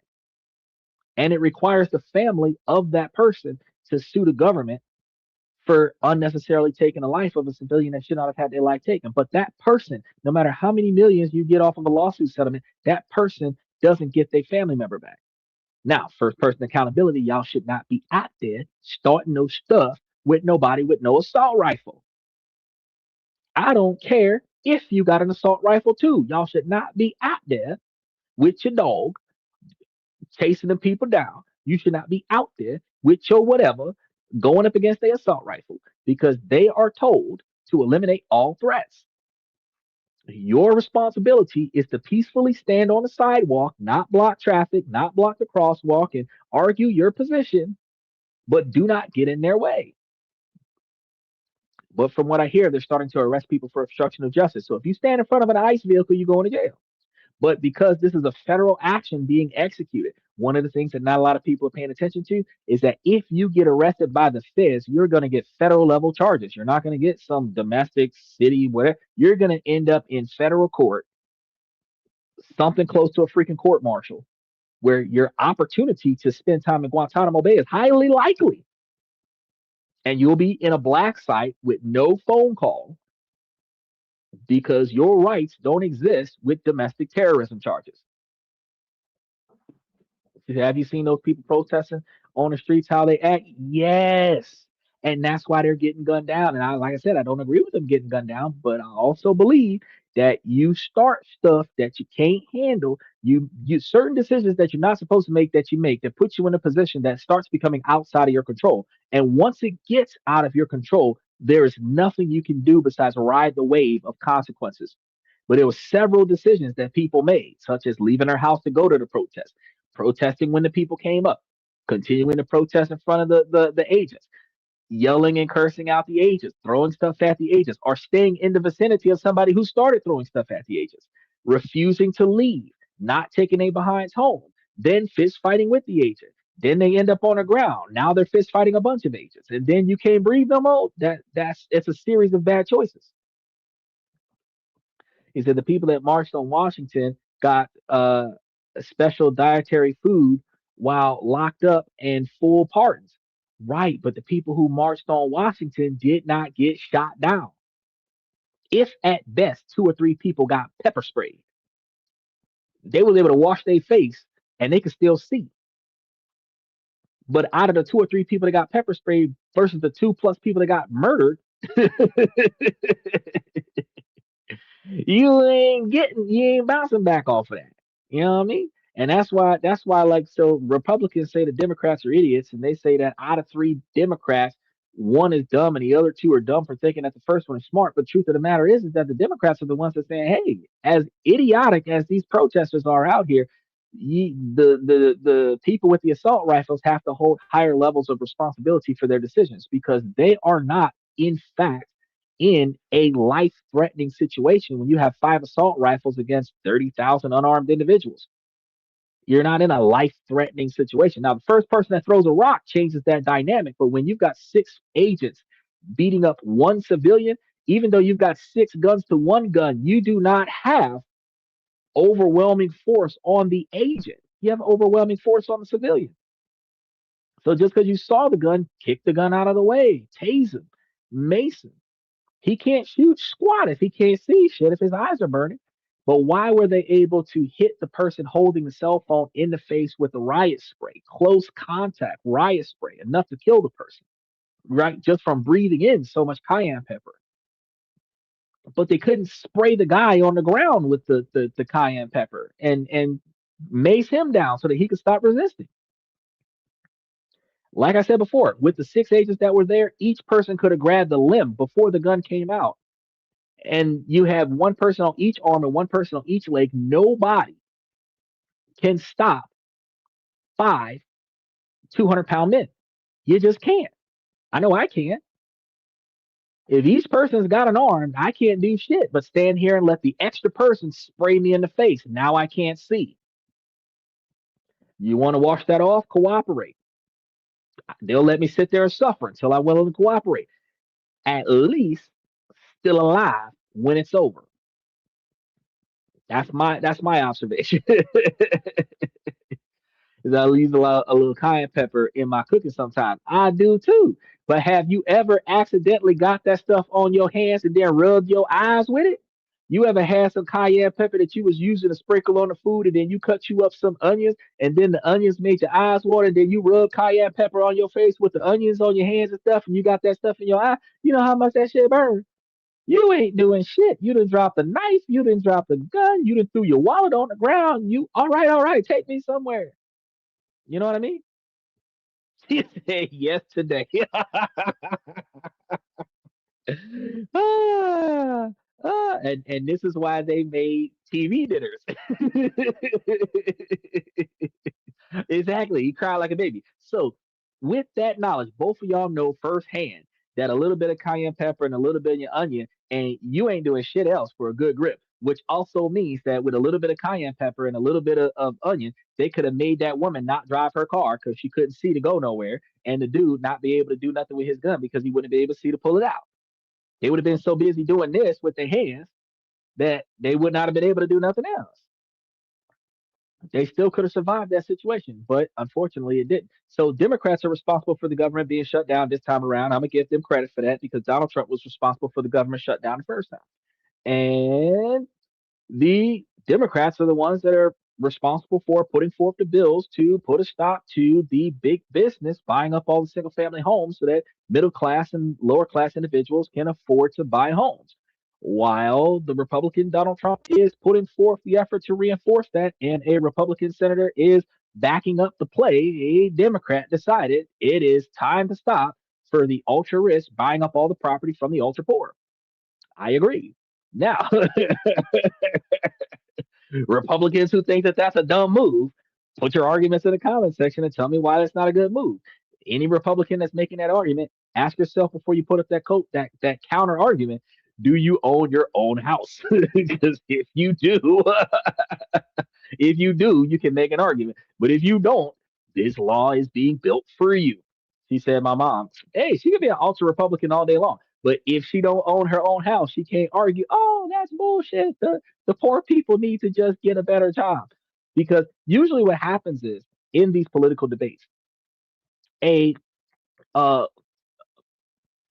working class Republican at best, if not a lower class Republican. And a lower class Republican is anyone making less than 79,000, 72,000 a year. If you're making less than 72,000 a year and you claim to be a Republican, you're in the wrong spot. You're in the wrong position if you are making less than 75,000 a year and you're claiming to be a Republican because all bills passed are conditioned for big business when they're taking money from taxation and everything and redirecting somewhere else. Yes, he is doing right now this housing thing for the individuals who can afford a house but are being outbidded. But the people who can afford a house that are being outbidded are making more than 75,000 a year. Okay, less than 200,000 a year, but more than 75,000 a year. So if you're making less than 75,000 a year, most bills passed by the Republicans don't benefit you. So if you're voting Republican, by all means do so, but think about how your decision impacts your wallet. Because if you benefit from food stamps, if you benefit from Social Security, Medicaid, Medicare, VA benefits, all of that stuff was put in place by Democrats. The um, insurance coverage for the generic medications, all of that was put in place by Democrats. The rebates that they just did with the FDIC approving medications, all of that stuff was adjusted to better benefit lower income individuals. So if you're making over 75,000 a year, then you're supposed to be able to vote Republican to keep more money in your pocket. But if you're making less than 75,000 a year, you're supposed to be voting Democrat to keep more money in your pocket.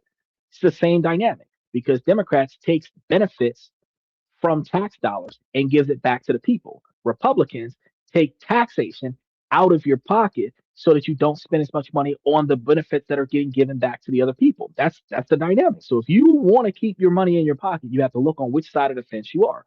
Are you on the side of the fence that's receiving benefits from the government, or are you on the side of the fence that's spending a lot of money on taxation, which requires you to then have to get deductions and rebates so that you don't have to pay all those taxations?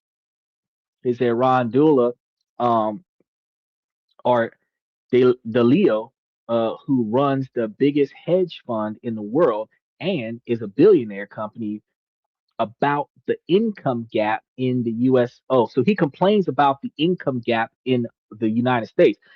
Well, there's a huge income gap because you have majority of individuals, just like Claudia, that are working two jobs. And then she's going to get into a relationship with somebody else who's working two jobs. The U.S. Census is going to count those two individuals as two incomes, but it's not two incomes; it's four in one household.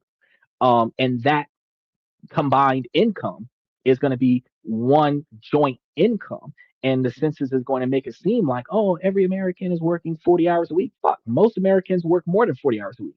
Most Americans work two jobs at minimum 40 hours a week on each job, upward of 85 to 90 hours a week for both jobs. And then and then they barely see each other, you know? So it's never happening. It's not, she said, not unless married. No, even when married, the U.S. Census considers the working class between 72 and $79,000 a year because the working class, which is the top end of being poor, is making $1,765 a week. I don't even know how to split that money up off the top of my head right now, but I know that that's upward of $40 or $50 an hour. Not too many people are making that kind of money. The average individual that's making about $20 an hour, $25 an hour, is working 45 to 65 hours a week, or well, 55 hours a week on average, because usually it's 40 hours plus 15 hours of overtime. So about 55 hours a week is what the average person is working on their first job, plus their second job, about 55 hours a week on their second job, offsetting both of them. You're looking at the individual person bringing in upward of about $800 or $900 a week, typically between 55 and $70,000. Well, actually, depending on where you're working, because some women that are working in nursing and teaching are making closer to 45,000 a year, but people who are working in restaurants are making between 55 and $70,000 a year. But you got to be making between 72 and 79,000 a year. That's middle management. Middle management is making that kind of money. Working two jobs is tough for one's health. Yeah, and that's one of the reasons why I tell you guys about all the different ways to automate a second or third income so that you don't have to be in two places at once. You could be generating money from the house while you're at work. You can be generating money in your sleep while you're at work, and the extra money being made can offset your expenses, which allows you to do two things: work less so that you can get more rest, and then focus more on other ways to make more money, because otherwise you're going to work until you die. And since we call it burning a candle at both ends, you're working a day shift, 6 to 8 hours on the day shift, and then you're working a night shift with an hour apart that gives you enough time to clock out and go to your second job, and then you're working another 8 hours, and then you're going to go home. So out of 18 hours, you've been at work for that whole 18 hours divided between two jobs. 9 hours on one job, 9 hours on another job. Then you go back to your house and then you go take a nap for 4 to 6 hours, and then you wake up and do it all over again. That is how we live life in America for the working class, for the people that are in the lower income status. Okay. And we're still not making enough money. We have to have a roommate. We get into a bad relationship with somebody and share the expenses. Kids come about, and now we're sharing the expenses and paying for this joint debt. And we stay together for the sake of the kids, and we have toxic relationships because we can't afford to move out. So with Donald Trump making a lot of these changes, a $150,000 house that would require you to make about $3,000 a month. If you're paying a $3,000 a month mortgage, I mean a $3,000 a month rent, or $1,800 a month rent, then you can pay a $1,000 a month mortgage. It's easy for you to pay a $1,000 a month mortgage if you're already paying $2,500 for rent. It's easy for you to find a house for sale where the mortgage over 30 years is cheaper than your rent for the next 12 months.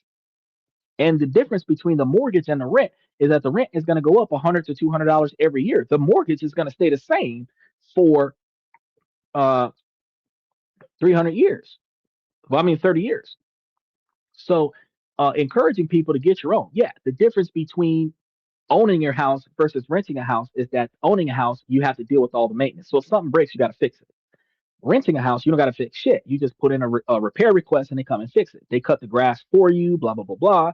But in apartment complexes, you got to fight for parking. You can't find a space near your house. Now you got to walk across town to get into your house. You know what I mean? You got neighbors that you don't like. You can't say nothing because they're on the other side of the wall. It's not good. Yeah, oh yeah, you should move.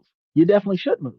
Which is another reason why I teach you guys about how to set up online occupations where you're getting paid through the computer. That makes it easier for you to relocate because if you're making $3,000 or $4,000 a month off of your computer, then you can move to a cheaper location and keep making the same quantity of money. If you're working at a specific brick and mortar company, if that company doesn't exist where you're trying to go, you can't relocate. If you work at a Waffle House, you can move to most states around the country. But who wants to work in a restaurant their whole life? If you're working for an Amazon, you can work in a warehouse in almost anywhere in the country. But who wants to work in a warehouse for the rest of their life? You know what I mean? But if you're working off of a computer and you start making $5,000 or $6,000 a month off of the computer, you can get you a digital nomad visa and go and live in Japan or China or Thailand or the Philippines or Venezuela or Spain or any other cheap country. Estonia, we just covered Estonia last week.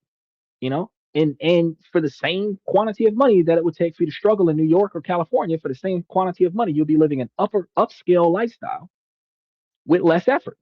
And you're just doing what you do off of the computer. All you need is stable internet. How do you decide when to buy instead of rent? Okay, you buy when you have good credit score, good payment history for the last 2 years, and you have found a house that qualifies for down payment assistance, and you can negotiate with the seller for them to pay the closing costs on your behalf and work that into the price of the mortgage. That's when you buy. If you've got bad credit and you don't qualify for the mortgage, you got a bad payment history where you're not going to qualify for the mortgage. If you have a foreclosure, not a foreclosure, well, yeah, if you have a foreclosure, you're not going to be able to rent anything. I mean, you're not going to be able to buy anything. If you have a bankruptcy in the last 2 years, you're not going to be able to get a loan for anything. When you don't qualify for the loan, that's when you rent. When you qualify for the loan, that's when you buy. Plain and simple. Because with down payment assistance, you don't need $20,000 up front to cover the cost of the property. You need the down payment assistance to cover the cost of the property. With down payment assistance, the only thing that's not covered by down payment assistance is the closing cost. If you negotiate with the seller where they pay the closing cost and your lender pays for everything else, you just pack up your shit and move. The difference between $3,000 down for a rental property versus $3,000 for the movers to move you to a house that you own is that if your landlord sells the house, your new landlord can kick you out when your lease is up. As long as you pay the mortgage, you will always have this house. Even if you lose your job and put two tenants in the place that's going to pay the rent for you, you will always have this house. So whenever you qualify for a mortgage, that's when it's time to buy. Now, when we talking about seasonally, when is it better to buy than other times? Okay, quarter 1 of the year, that's when January, February, March, that is when you can fill out the homestead tax credit. After March, you need to negotiate partial payment of taxation on the property because the homestead tax credit gives you the capabilities of not having to pay taxes on up to a certain amount of the property. When you don't qualify for the home buyer tax, the homestead tax credit, you negotiate with the seller on going half C's or whatever, where they pay for the first number of months that they had the property, you pay for the rest of the time that you have the property, and then you just buy the property, and then you pay taxes on it after that. But usually, if you got like an FHA or something like that, they will incorporate the taxes, the property taxes, into the loan. So if you don't get the home buyer the homestead credit the first year, they're working it into the loan on the first year, but then they're going to offset it on the second year, which means your monthly payments are going to be lower. So you have to live in the house at least 5 years to make it work financially. No, um, it it depends on the cost of the house. Because if you're big eyed and greedy, and you're trying to get the biggest house that you can get, even if you're living by yourself, you're trying to get the biggest house you can get, where every dollar is spent, then you're starting to deal with the opportunity cost. Because if you don't make enough money, you can't afford the mortgage. But if you're looking at your one person, you only need a 2 bedroom, 1 bathroom, two people, 2 bedroom, 1 bathroom, three people, 2 bedroom, or 3 bedroom, 2 bathroom. If you have kids, 1 bedroom for each adult, 1 bedroom for the child, and 1 bathroom for the child and 1 bathroom for the adults to share. You look at the size house that you're trying to get, and then you look at what areas that the house is the most affordable that has actually been constructed to be move-in ready. Once you find a house that's move-in ready, you go and get it.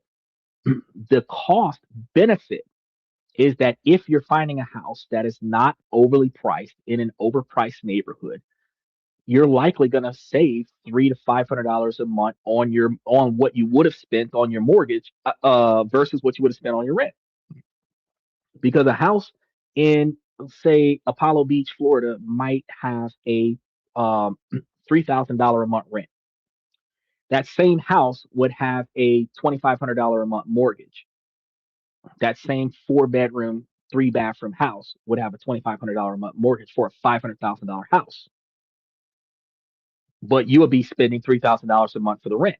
Why? Because the homeowner would charge the $2,500 a month on a mortgage and then pocket the $500 a month, where $250 of it would go towards repairs and $250 of it would be their profit on you staying in their property.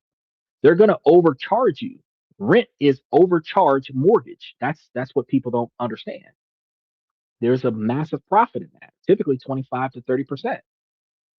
So you're likely to walk away with 25 to 30% profit on buying a house versus renting one. Now, if you don't want responsibility, it's easier for you to rent. It's not cheaper. It's easier for you to rent because you don't have to fix anything, you don't have to paint anything, you don't have to rebuild anything. But if you're willing to do it yourself, it's cheaper to own something. The same way it's cheaper to learn how to drive a manual shift car than it is to buy an automatic car, because the transmission is takes more effort for you to drive the car, but there's less stuff to fix. It's cheaper to fix. It's easier to get done. You can piece it together instead of replacing a whole damn transmission. Do you think that the property taxes will be abolished in Florida? I haven't heard anything about that yet. But if they, because you have certain states that have state level taxes versus federal level taxes, and states that have state level taxes is still going to require you to pay some type of property taxes. If they are in the works with abolishing property taxes, that's because somebody passed a bill in local government on a state level to abolish the state's requirement to collect property taxes. But the budget that the state has for a lot of the things that it pays for comes from things like property taxes. You have certain states that have registration taxes on your vehicle. So even after you bought the vehicle, you paid the purchase tax on the car. But every year that you own a vehicle, you pay taxes on owning a vehicle. Some states actually have that. That's on a state level. Um, if they abolish property, well, but instead of abolishing the property taxes, one of the things that they're doing is they're offering that homestead tax credit. If this is your primary home, they will give you a tax credit. So one of the requirements is that you live there majority of the time, 90% of the time, you live there. And they will give you that tax credit. Now they have the thing where after a certain age, They have a tax restriction thing on there where after I think like 69 years old, they stop reassessing your property for tax inflation, which prevents the value of your house from going up, but it prevents the taxes owed on a property from going up. So instead of them officially abolishing um, taxation on the property, they just give you a credit for it where they're paying it on your behalf. But that's for homesteads. Now, rental properties are not homesteads. Rental properties are still going to pay that taxation. If they abolish taxation, um it's not going to benefit the government because commercial properties are still getting property taxes. Uh you said remember when I told you a 25-year-old football player took his own life and you responded your response is that you don't care because it doesn't impact your finances. Yes, I do remember that. And I also remember telling you that if you came to my channel talking about something completely different from the show's core arguments, that you would end up getting blocked off of the show. So you're asking me, do I think that you're a bad person? No, absolutely not. I don't think that I'm a bad person. But that'll be the last time you ask me a sideways question like that. Because actually, at the end of the day, I'm going to tell you yet again, this show is designed to help individuals make better decisions with their lives. This show is designed to help them think about different ways and find new opportunities to make, save, and invest money so that they can build a financial plan that helps them retire from their life, from whatever work job they've got going on right now. All of the stuff that we talk about is how life impacts your ability to make, save, and invest money. So when you jumped on the show before and you told me about some football player that doesn't turn me a profit, that he lost his life, we have hundreds of thousands of murders per second. We have hundreds of thousands of accidents that leads to deaths per second. And that does not change the way we get up and go to work every day. It doesn't change the way we cash our checks, and it doesn't change the way we pay our bills. The only thing that changes about what happens when people lose their lives is how many guns we buy.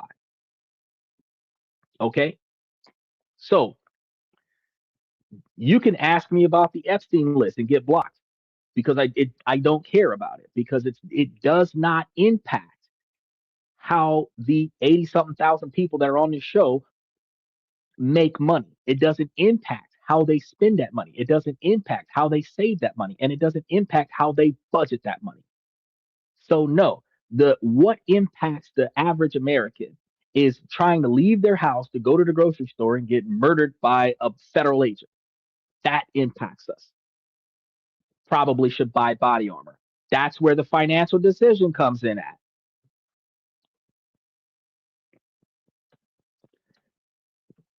So they're in a position where the people, see, I warned him, he didn't listen. He came out the woodwork.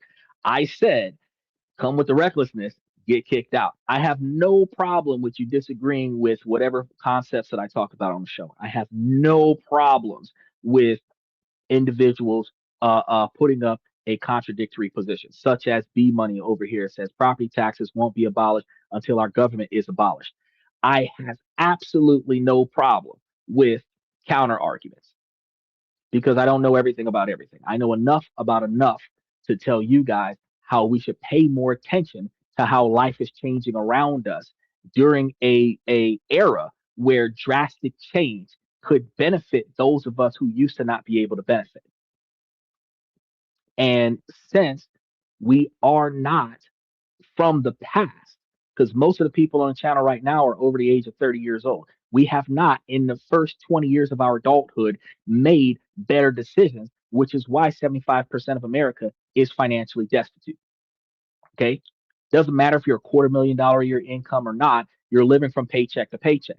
That is why the government shutdown dramatically impacts the largest majority of American people because we do not have extra money set aside to keep us from going broke if we don't get paid three paychecks in a row. You end up homeless. So it doesn't matter Bad Girls Club fighting on TV. Doesn't matter if LeBron James dropped the ball on purpose in basketball. Doesn't matter if the Patriots didn't win the Super Bowl. No, it does not matter. Why? Because that does not impact the way you make, save, and invest money. One of the things that you have to prioritize in life is how does the things inside of your immediate access that you can control impacts you. You cannot control what other people do on the other side of the world. You cannot control what other people do on the other side of this country. You can't control what other people do on the other side of the block. But what you can control is how you interact with that. Instead of you going outside during protests, you might order food to be delivered to the house. That keeps you from being involved in the chaos that's outside. When we start talking about the difference between voting Republican versus voting Democrat, it is not about whether or not I like a Democratic Party or a Republican Party. It is about the fact that Republican decisions takes less taxation from the successful and wealthy, and the Democratic Party provides more resources to the financially challenged. That's the difference between the two parties. If you're not making enough money and you have to rely on a government funding source, you are not going to get as much if you vote to go Republican when Republicans are abolishing those services. But you're not going to find, as a Republican voter, as much benefit if you're low income. So if you're high income, benefiting from voting Republican doesn't help you because high income means that at some point taxation is going to happen to offset all of these government expenses. And the people who make more money feel that percentage more. 35% from $1 million hurts a hell of a lot more than 35% from 100,000, right? So tax deductions for the rich aid the rich in staying rich. Tax deductions from the poor keep the poor from taking their grocery money and giving it to the government. But whatever does get given to the government, if it's not given back on the tax return, it's given back in benefits. Financial aid for college, Medicaid, Medicare, um, um, food stamps, WIC, TANF programs, babysitters. But those systems are put in place from Democrats. You need both of them.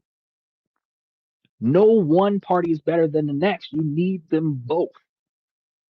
You need the Republicans to maintain your Second Amendment right to bear firearms, and you need the Democrats to make sure that you can buy food for your kids.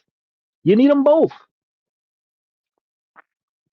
So there's never a scenario where I'm going to say, "Ah, oh, man, let's pay attention to the." Right now, we got the Winter Olympics going on.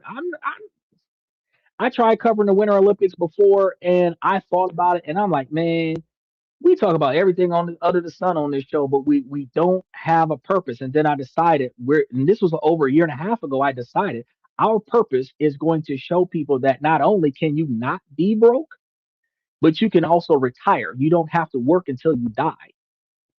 That I'll sleep when I'm dead mentality. You're going to work until you die. You don't have to do that. And for the first 9 months before the man got elected, I had an entire mission where this entire podcast was redirected to showing people how we could not be broke. We could live under the new Republican model and not be broke. We could go from being part of the lower class to being part of the middle class. The one of the big gaps, like I think FX Trader was talking about how the one guy talked about how there is a economic gap between the rich and the poor. That's because 72% of Americans waste money. But if 25% of that 75% stop wasting money and start proactively investing that money somewhere else, you will get back your middle class. You don't have a middle class because you have the ultra wealthy and then you have everybody else living from paycheck to paycheck. That's the two gaps. That's the gap between the two. But if you start having more people that are able to build a savings, build an investment, Create trust, will that money to a next generation. You start having the second and third generation that is taught to be financially savvy. They are taught to not waste money unnecessarily. So before they even start receiving this inheritance, they are able to understand financial responsibility, where we start having generation after generation teaching our kids 8, 10, 12, 15 years old how to make, save, and invest money so that by the time they're 20 years old, they've been investing for the last 10 years, where they can hit the ground running, being financially responsible, deciding if they're going to go to college to network or if they're going to go to college to use that piece of paper to get into a job that they actually want to do. Because when you understand that college does not give you real world application, the book smarts have shit to do with the street smarts that you need to get from the internship. But college gives you the internship. You can't get the job any other way unless you're scrubbing toilets for that company as a high school diploma, and then you just learn from the people that you walk past and then start applying yourself and get promoted from a janitor to one of the board members. That's the way we used to do it 50 years ago. You might have started 75 years ago. You would have walked onto that job, washing the cars in the parking lot, got a job holding a door, then got promoted to cleaning the bathrooms, to getting promoted to carrying the mail, to getting promoted to doing all of the tasks, to getting promoted to working your way up. That's what it used to be 75 years ago. Now everybody's got to have a bachelor's degree to clean the toilets. Mascots at Disney World have to have a 4-year institutional degree to put on a Mickey Mouse costume. Okay. And you're not getting paid big bucks to be a mascot at Walt Disney. Okay. Technology all over the place right now is completely overrunning the manual labor workforce.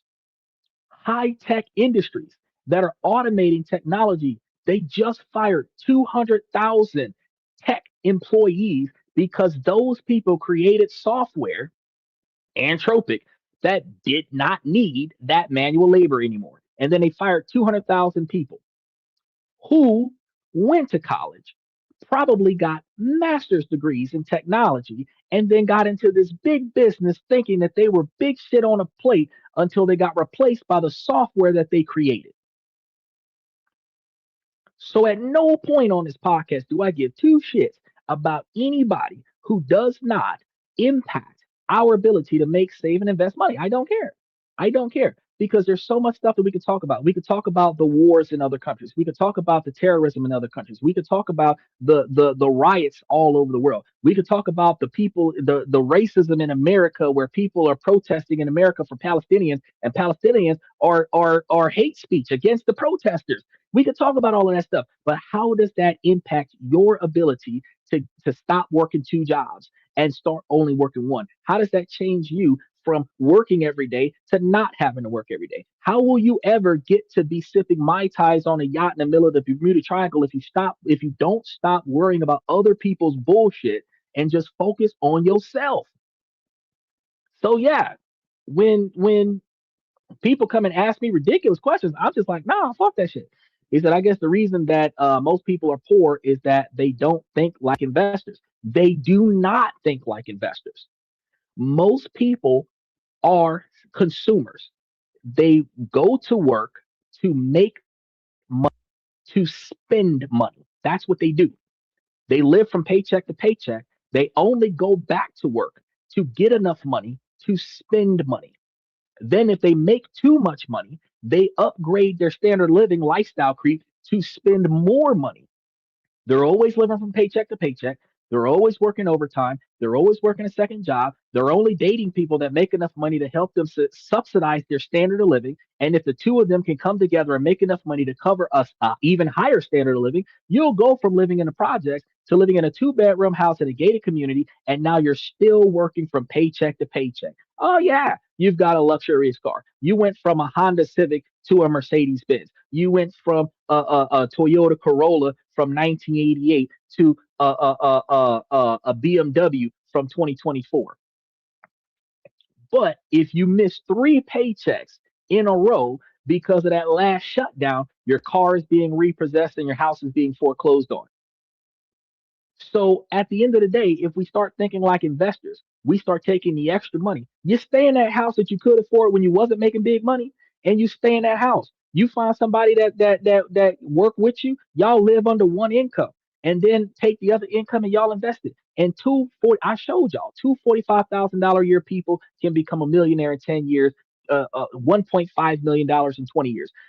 Two $55,000 a year people, and I can tell you these types of incomes is two teachers, two nurses, two a night shift worker and a day shift worker at a Wendy's, a night shift worker at a Waffle House and a day shift worker at a McDonald's, two people at an Amazon. This two people working at a gas station, two people working at a Wawa can come together, live under one income, invest the other income, and be millionaires. Where you will go from working at a gas station to owning gas stations, but it takes having the mentality of an investor. I broke it so far down to the fact that I can show you two janitors at two schools, two bus drivers at two other schools. And those four people come together and you have four millionaires.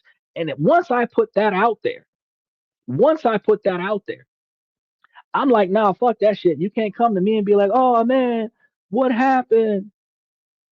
So and so yeah, I agree with you, never abandon a Toyota. I'm not gonna lie, I do not have a Toyota in my presence right now, and that is only because I haven't picked one up. It is not because I got rid of a Toyota. Because I will never get, every time I have ever parted ways with a Toyota, the Toyota was no longer operational. It was always carried off on a flatbed truck to a tow yard. That is the only time I have ever parted ways with a Toyota. I have never sold a Toyota. It was parts. That's it. That's it. He said, so are there enough jobs at Disney for all the tech guys who lost their jobs? Actually, yes. To be honest with you, because Disney has four parks in Florida, and then they have Disney World in California, and that's like almost a whole city. So yeah, they actually do. So the 200,000 people that got fired from their tech jobs could in fact get jobs at Disney World. They could get jobs at either Disney World or Disneyland. But the irony and the irony of that is one of the reasons why Disney will always have a place for them is because about two or three hundred of them a year are being arrested for human trafficking. So I don't know how they're vetting their employees at Disney, but every year, two to three times a year, a few hundred Disney employees are being arrested for trafficking. So, or at least being involved in it. So, the irony is they're always looking for new help. They're always looking for new help. It's a revolving door. But how would you feel if you went to college, 8 years of college, 10 years of college, master's degree, go to this big name tech firm? This became your whole identity. This is all you were for the last 15, 20 years. You created this bomb ass software. You were celebrating with your friends, champagne all over the place, all of this stuff. And now you're flipping burgers at a McDonald's with a dropout that's been working for the company for 30 years, and that person's got more pull than you. Fuck that shit. How do you feel at 60 years old? Now you're working where your boss is 22 telling you what to do. Fuck that shit. At the end of the day, I will not care about anything, no matter how tragic it is, if there's not a profit behind it. Yeah, I'm either going to talk about it because there's a financial loss somewhere, or I'm talking about it because there's a financial gain somewhere. I will not cover a topic on this podcast that does not impact your ability to make, save, and invest money. Now, while this and that does talk about this, that, and everything in between, and I have no problem with segueing into some frivolous things from here and there, but the core concepts of the show are primarily all about your ability to improve yourselves. Because if not, if I don't talk about the common knowledge that is no longer common, then when are we going to learn from somebody? Because we weren't taught this from our ancestors. Our moms and dads and our grandmas and grandpas didn't know this shit. It took me 41 years to figure it out. And I'm the only person on YouTube talking about it. And I'm the only person on YouTube that's talking about it on Twitch and Twitter and TikTok at the exact same fucking time. This is the only podcast that is spread across four different social media platforms promoting your ability to do better. Every other podcast you see is like a red pill, blue pill, black pill podcast where guys are talking about how women ain't shit and women are talking about how men ain't shit, but nobody's talking about how we can do better. Everyone brings up a complaint, does a social discussion about a complaint, and then after they finish doing a social discussion about the complaint, they enjoy a million views. I'm the only podcast that's saying, hey, you can fix your own failures. You can fix your own failures. All you have to do is apply yourself. Every time I talk about a discussion, gender wise, gender debates, it's always first person accountability. It is never bashing the other person. I will not blame the government for the society that I live in. I blame the society that built the government.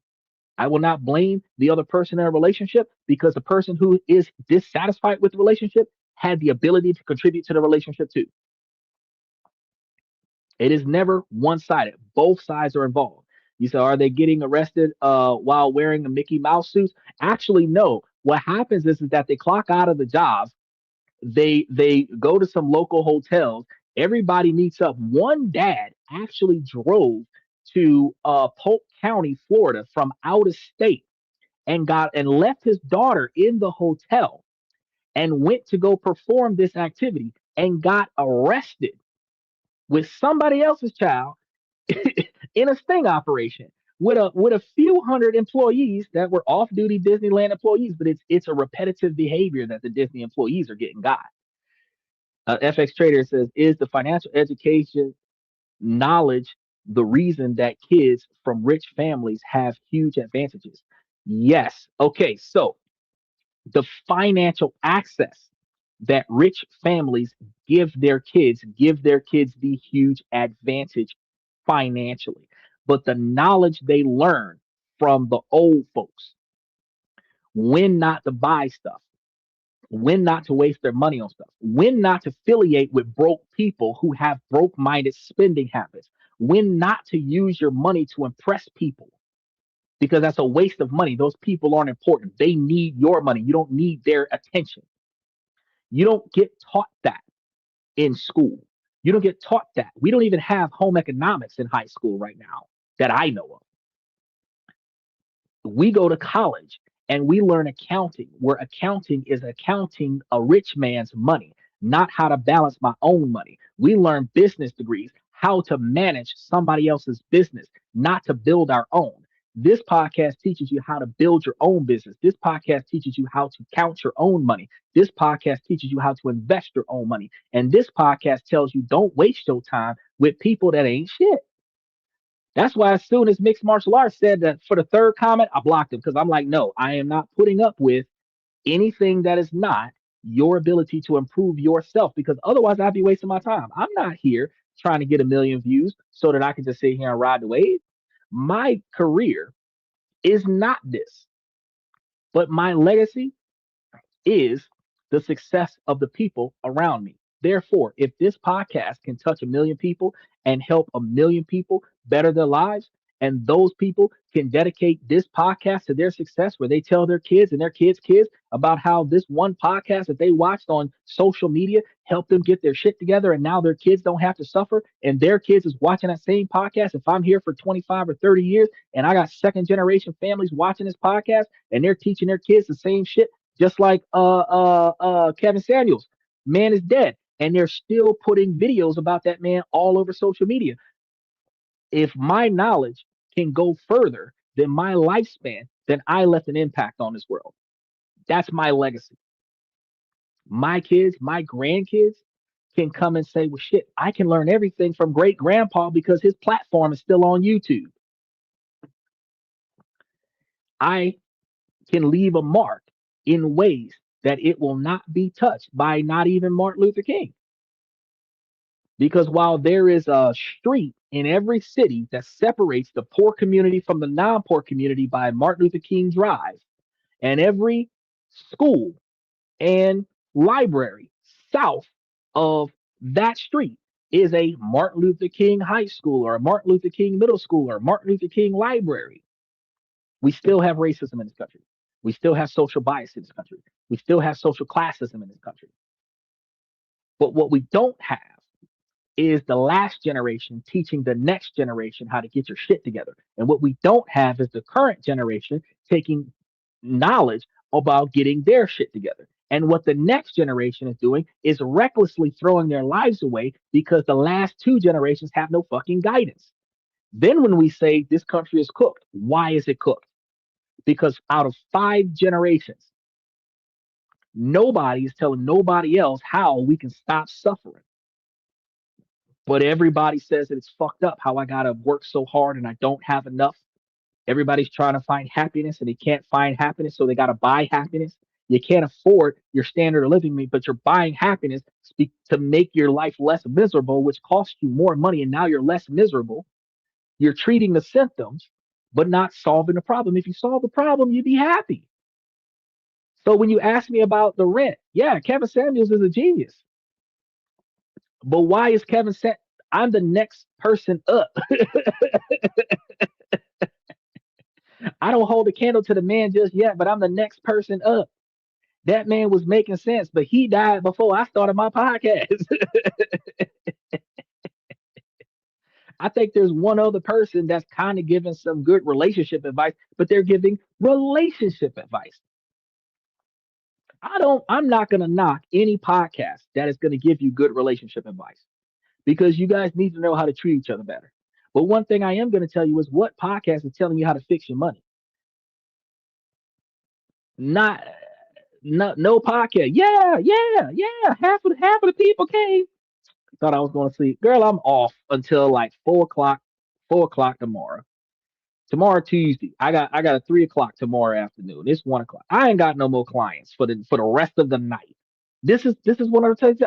I have 20 hours a week that I am dedicated to what I'm supposed to do because I get paid to not have to do that. Actually, no, I stand corrected. I got somebody at 6 o'clock in the morning. So I've got about from right now, I got about 4 hours, 4 or 5 hours before I got my next client. And then after that, I ain't got nothing else. So I've got quite a few hours. But dude had brought up a comment about me caring about some guy that got shot, some basketball player, not shot, but some basketball player that was 25 years old, lost his life for some reason. And I told him because he brought that up when we were talking about being successful in life and making changes financially. How you doing, Lewis?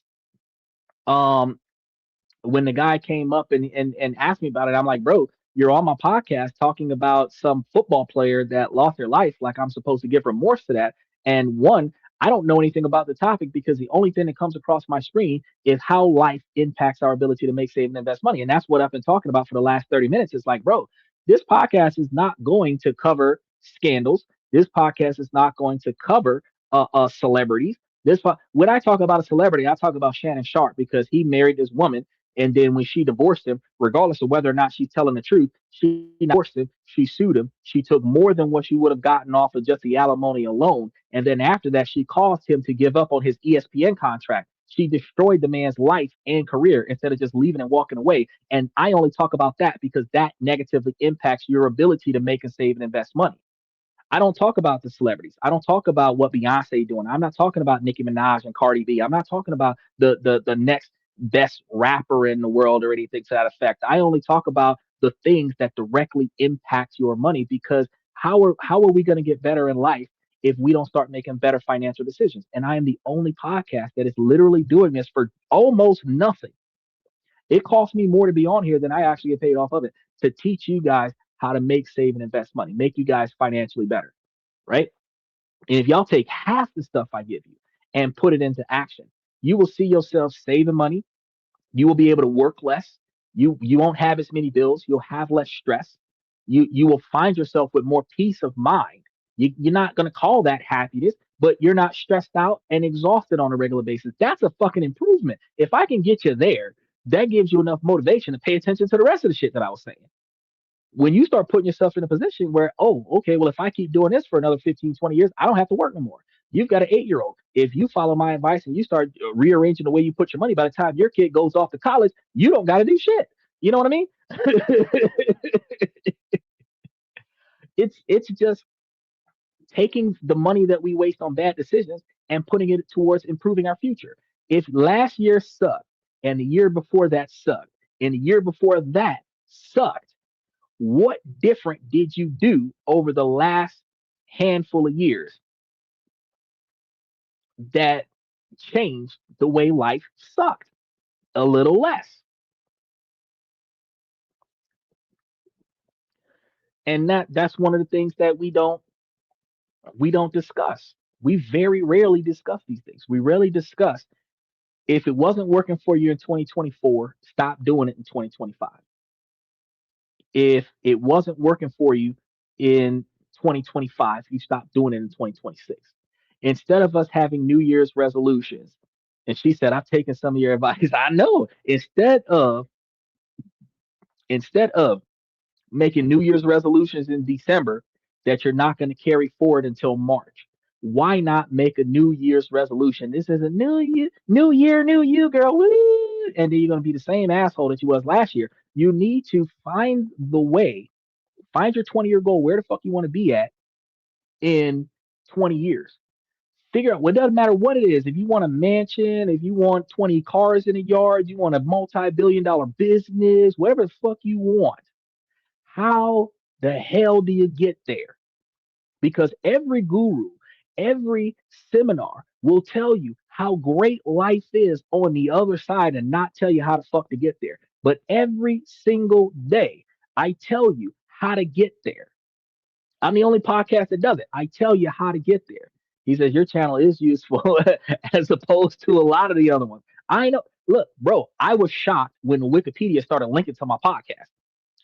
I found three different links to my show that I didn't put there: knowledge, business, and social economics. And I was like, what the fuck? That just came out of nowhere.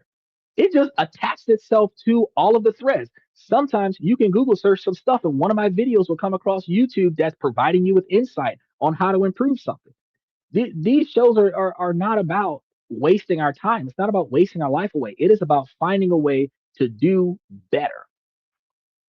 And no matter where we want to be at, we got to do better. I had a buddy of mine. He told me 2 years ago, "Oh, I want to be a millionaire." All right. Well, what are you doing to make? What are you doing right now to make yourself a millionaire?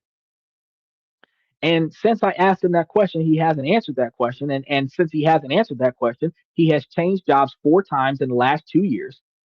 He's trying to start up a side job. He's still working on his primary job. He's been fired off of 3 of the jobs, and I still gotta help him out some kind of way to keep him afloat without giving him any money. I gotta show, hey, if you do this, you'll save money. If you do that, you'll spend less money, and then put that money towards building your nest egg so that you have abilities to invest in yourself, because nobody else is going to invest in you. I'm a nobody. He's a nobody. Most of us are ultimately nobodies. So we find ourselves in positions where nobody's going to offer us $100,000 just because we walked up. And they're definitely not going to give it to us just because we asked for it. You have to invest in yourself first. You have to make yourself successful first. And then other people will invest in you. You have to build a successful business for investors to see the value in the business, and then they come and invest in the business. You have to build an estate for other people to want something out of that estate in order for people to start investing in that estate, in order for people to start asking for that estate. One of the reasons why we even argue on this podcast or debate in this podcast about the relationship differences is because the women want the resources from the man, and the men do not get anything out of that besides the sex. But at the end of the day, I appreciate you, Lewis, for liking and subscribing. And whenever you have time, hit that notification button, and we take out the membership, because every day of the week we're releasing so many details into the membership in addition to the stuff that we talk about on this show every day. But one of the reasons why we go through these debates, and one of the reasons why we go through these discussions on the show about how the men and women don't mesh together, is because the women benefit from the man's money and the men benefit from the woman's effort. And the man has to spend 3/4 of his life to get there. Well, how are men going to be valuable to women if they're wasting all of their fucking money? How can a man be husband material if he's broke as fuck on 45 years old? So how are the women going to find higher value men if we don't make them?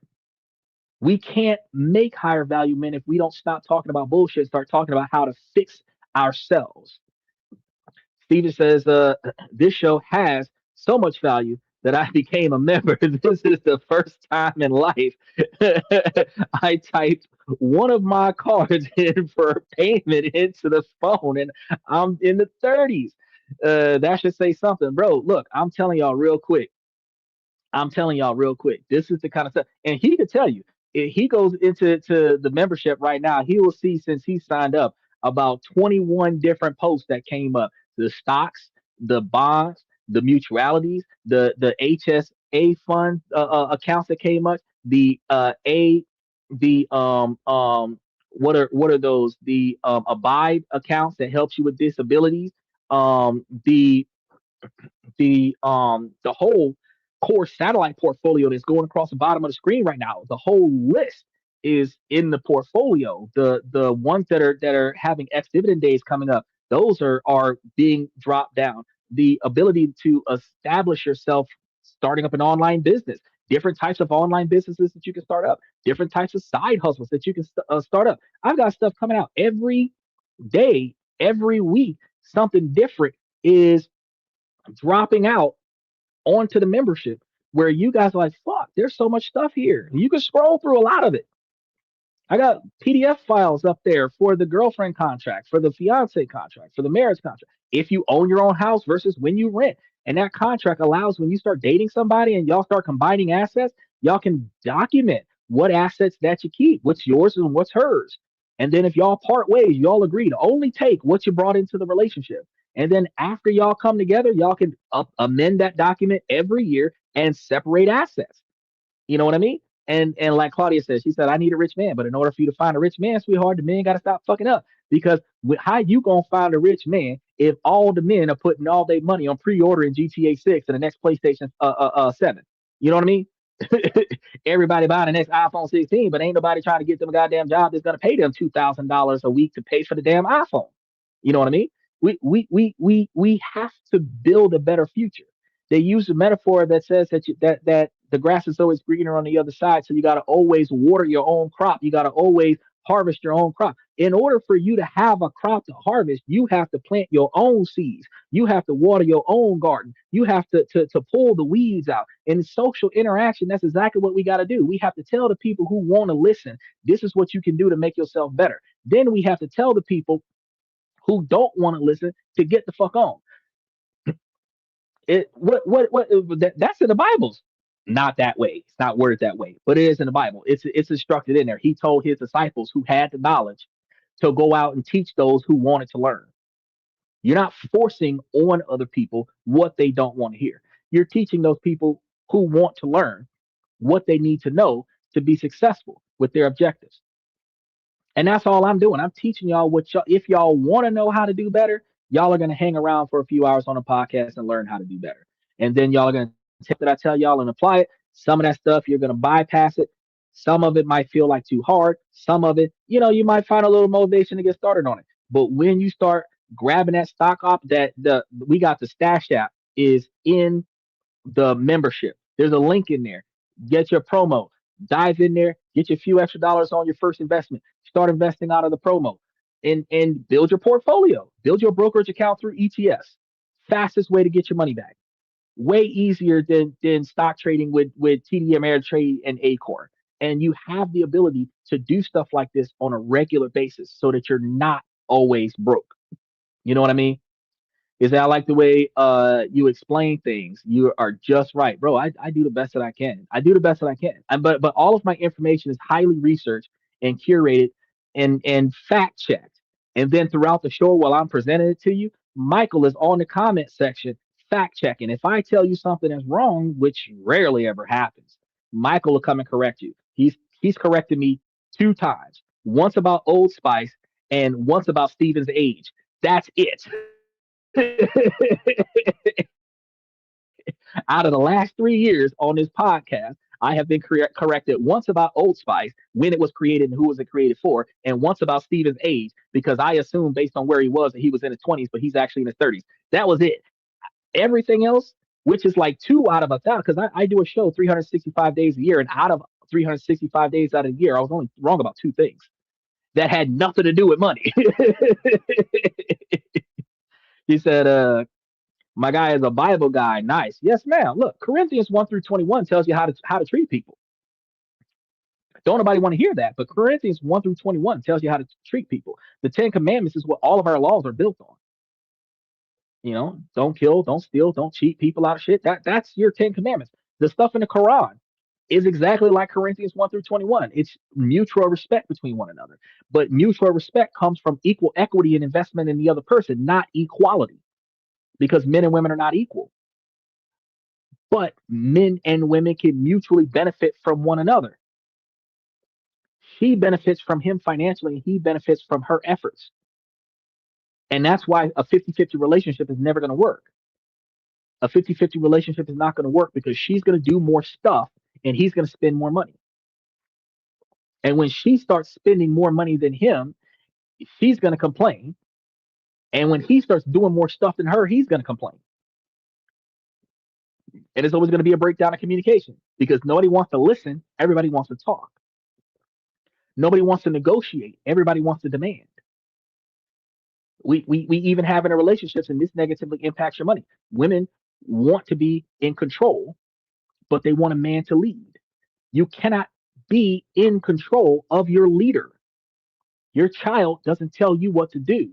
That's equality. Equal equity is you'll ask them what their opinion is and see if you can work their opinion into your final decision. But you take care of your kid. He's your dependent. You tell your kid what to do.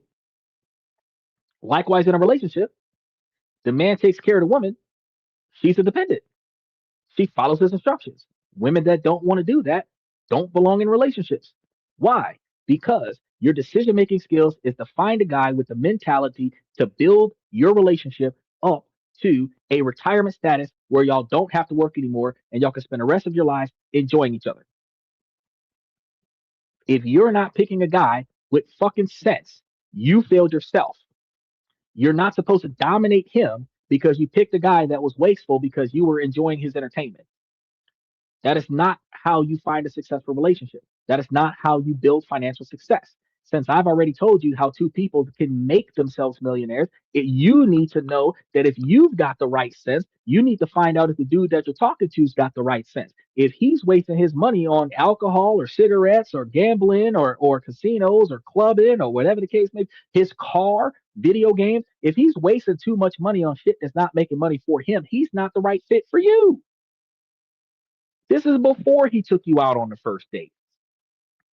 He ain't got a portfolio for shit. And we're not even talking about like 100 grand. Like, did you even start up a brokerage account? Do you know what a brokerage account is? You know what I mean? Do you know what a health savings account is? Do you know what an able account is? Do you know these are the things that the man should know before he pays for the first date for you? If y'all know what y'all looking for in a successful partner, he don't have to already have it. He has to have the mentality to want to go get it and a plan of action to get there. That is what we call potential. Now you find somebody with potential, you reinforce his potential with your effort, and y'all work together to get to the goal. But if you want a made man, it doesn't matter if he's a self-made man or a society-made man. If you want a made man, you are going to have to submit to the authority of the made man. Plain and simple. We just seen it just now when we were talking about Anthropic and the U.S. government. The U.S. government pays 200 million or $200 billion worth of technology contracts to Anthropic. If you don't do what they tell you to do, they're going to cut your funding. You don't do what your husband tells you, you're not going to have a husband.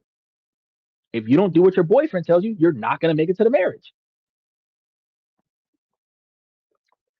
Fundamentally speaking, relationships are financially based. That's why we talk about it. Because it negatively impacts her ability to make, save, and invest money, and it negatively impacts his ability to make, save, and invest money. If we start spending money wisely, these dates won't cost so much money. Inflation only comes from us wasting money on bullshit. We wouldn't have inflation if we weren't willing to spend extra money on insignificant shit.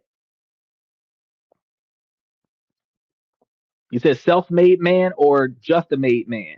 There is definitely a difference. Okay, so first and foremost, a self-made man is a man that received an opportunity from another man, so he's not truly self-made, right? But a made man is a man that inherited the responsibilities from another man, which is completely different. They are still different. But a self-made man is a man who motivated himself to get to where he needed to be, but he accepted every opportunity offered to him from every other man around him. You know what I mean? So a made man could be a guy who hung around long enough and got promoted versus a guy who did what needed to be done and struck it rich. But it took that first handout. Like, let's go back to that Bible. God gave three coins. One got buried, one got invested in loss, one got invested in turn a profit. The two that tried did something. The one who did nothing ain't got shit. Thought, oh, I'm gonna bring back the coin and he'll be proud of me. No, fuck that. I would have been proud of you if you'd have did something. That's the opportunity cost. And that's why I talk about that on the show a lot of the times when I talk about the decision making of American people, that we don't do the right things in the right places. And that's one of the reasons why some people would think, well, you won't talk about that football player, but you'll talk about ISIS. Yeah, because look at the opportunity cost there. Look at the billions of dollars that we're spending on these people to come out and murder us in the street. But then look at the decision making of the people who are going to jail. They can't go home to their kids. They got to pay for bond. They got to pay for a lawyer. They've got to pay for probation. They can't get a good job because now they've got felonies on their record. They can't get good housing because they got felonies on it. That negatively impacts your money. Now you're living in a trailer park with a bunch of drug addicts next to a biker gang because you didn't make the right financial decisions. So when I talked about ICE, I wasn't talking about ICE because, ooh, that's the thing to talk about. No, I was talking about ICE because that impacts your money. It impacts your money because that's what, $40 billion that they're giving to these people. How the fuck is this guy riding in the back of an SUV with an AR-15, making 48,000 a year with a $40,000 a year bonus? The fucker's getting paid $88,000 a year to point a pistol at you. We should be talking about that.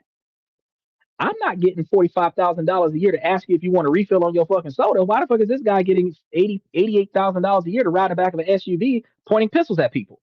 We got to talk about that shit because our tax dollars goes towards that opportunity cost.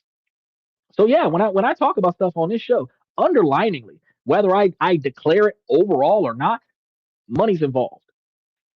Money's involved. So whether it's a natural disaster and we can profit off of investing in FEMA, or you know they release more military troops in America and we can profit off of investing in oil, because the more deployments they have, the more fuel they burn, and the more fuel they burn, the more money we make.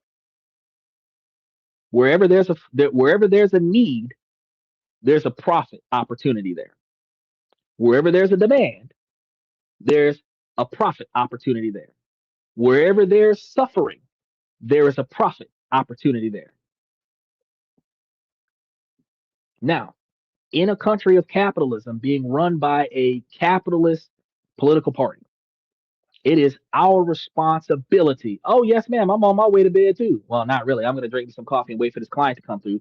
But I appreciate you. I'm going to see you tomorrow night. Because tomorrow we're going to be talking about how to increase our credit limits and other stuff to that effect. It's a dangerous job. Most of the time, nothing happens. It is a dangerous job, but they're not talking about hazard pay.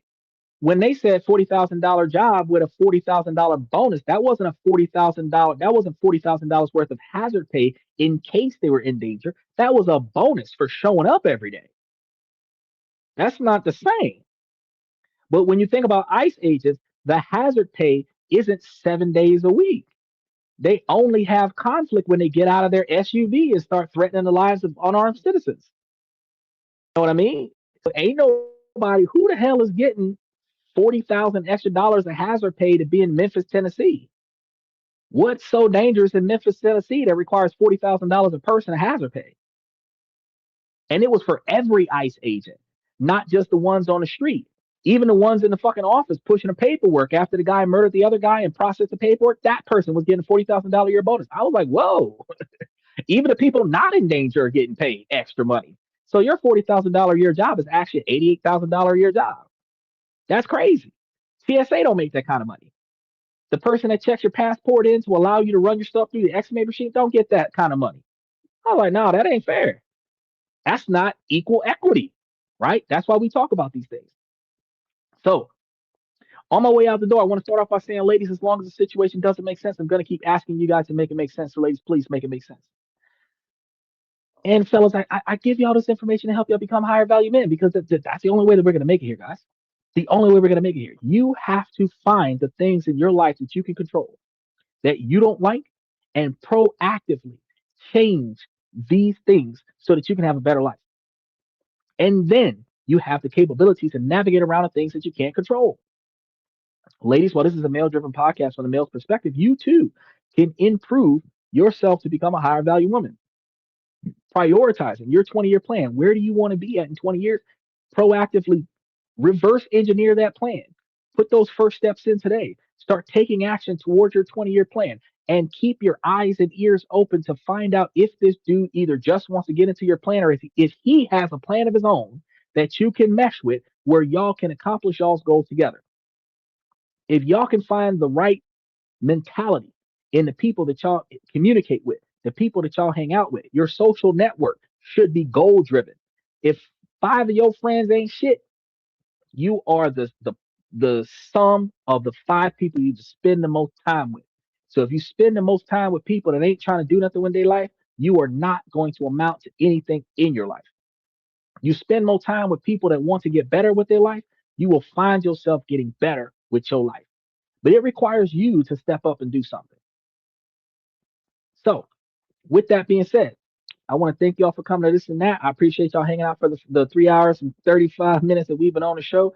I'm your host, Xander, where we talk about this, that, and everything in between. And I will see you guys tomorrow night.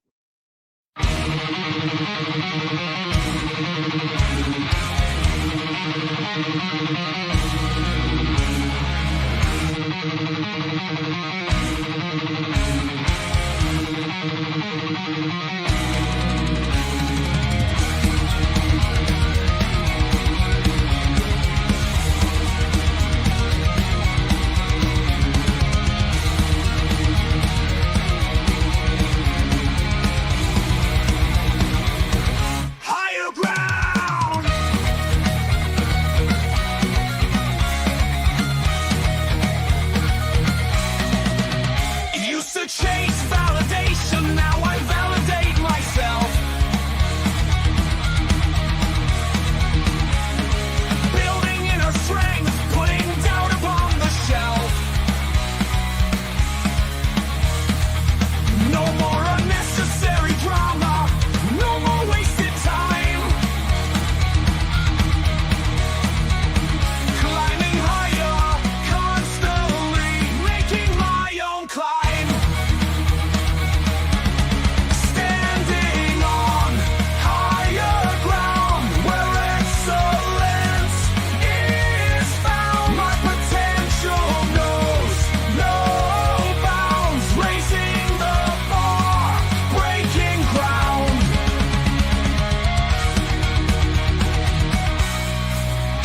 My network is my net worth.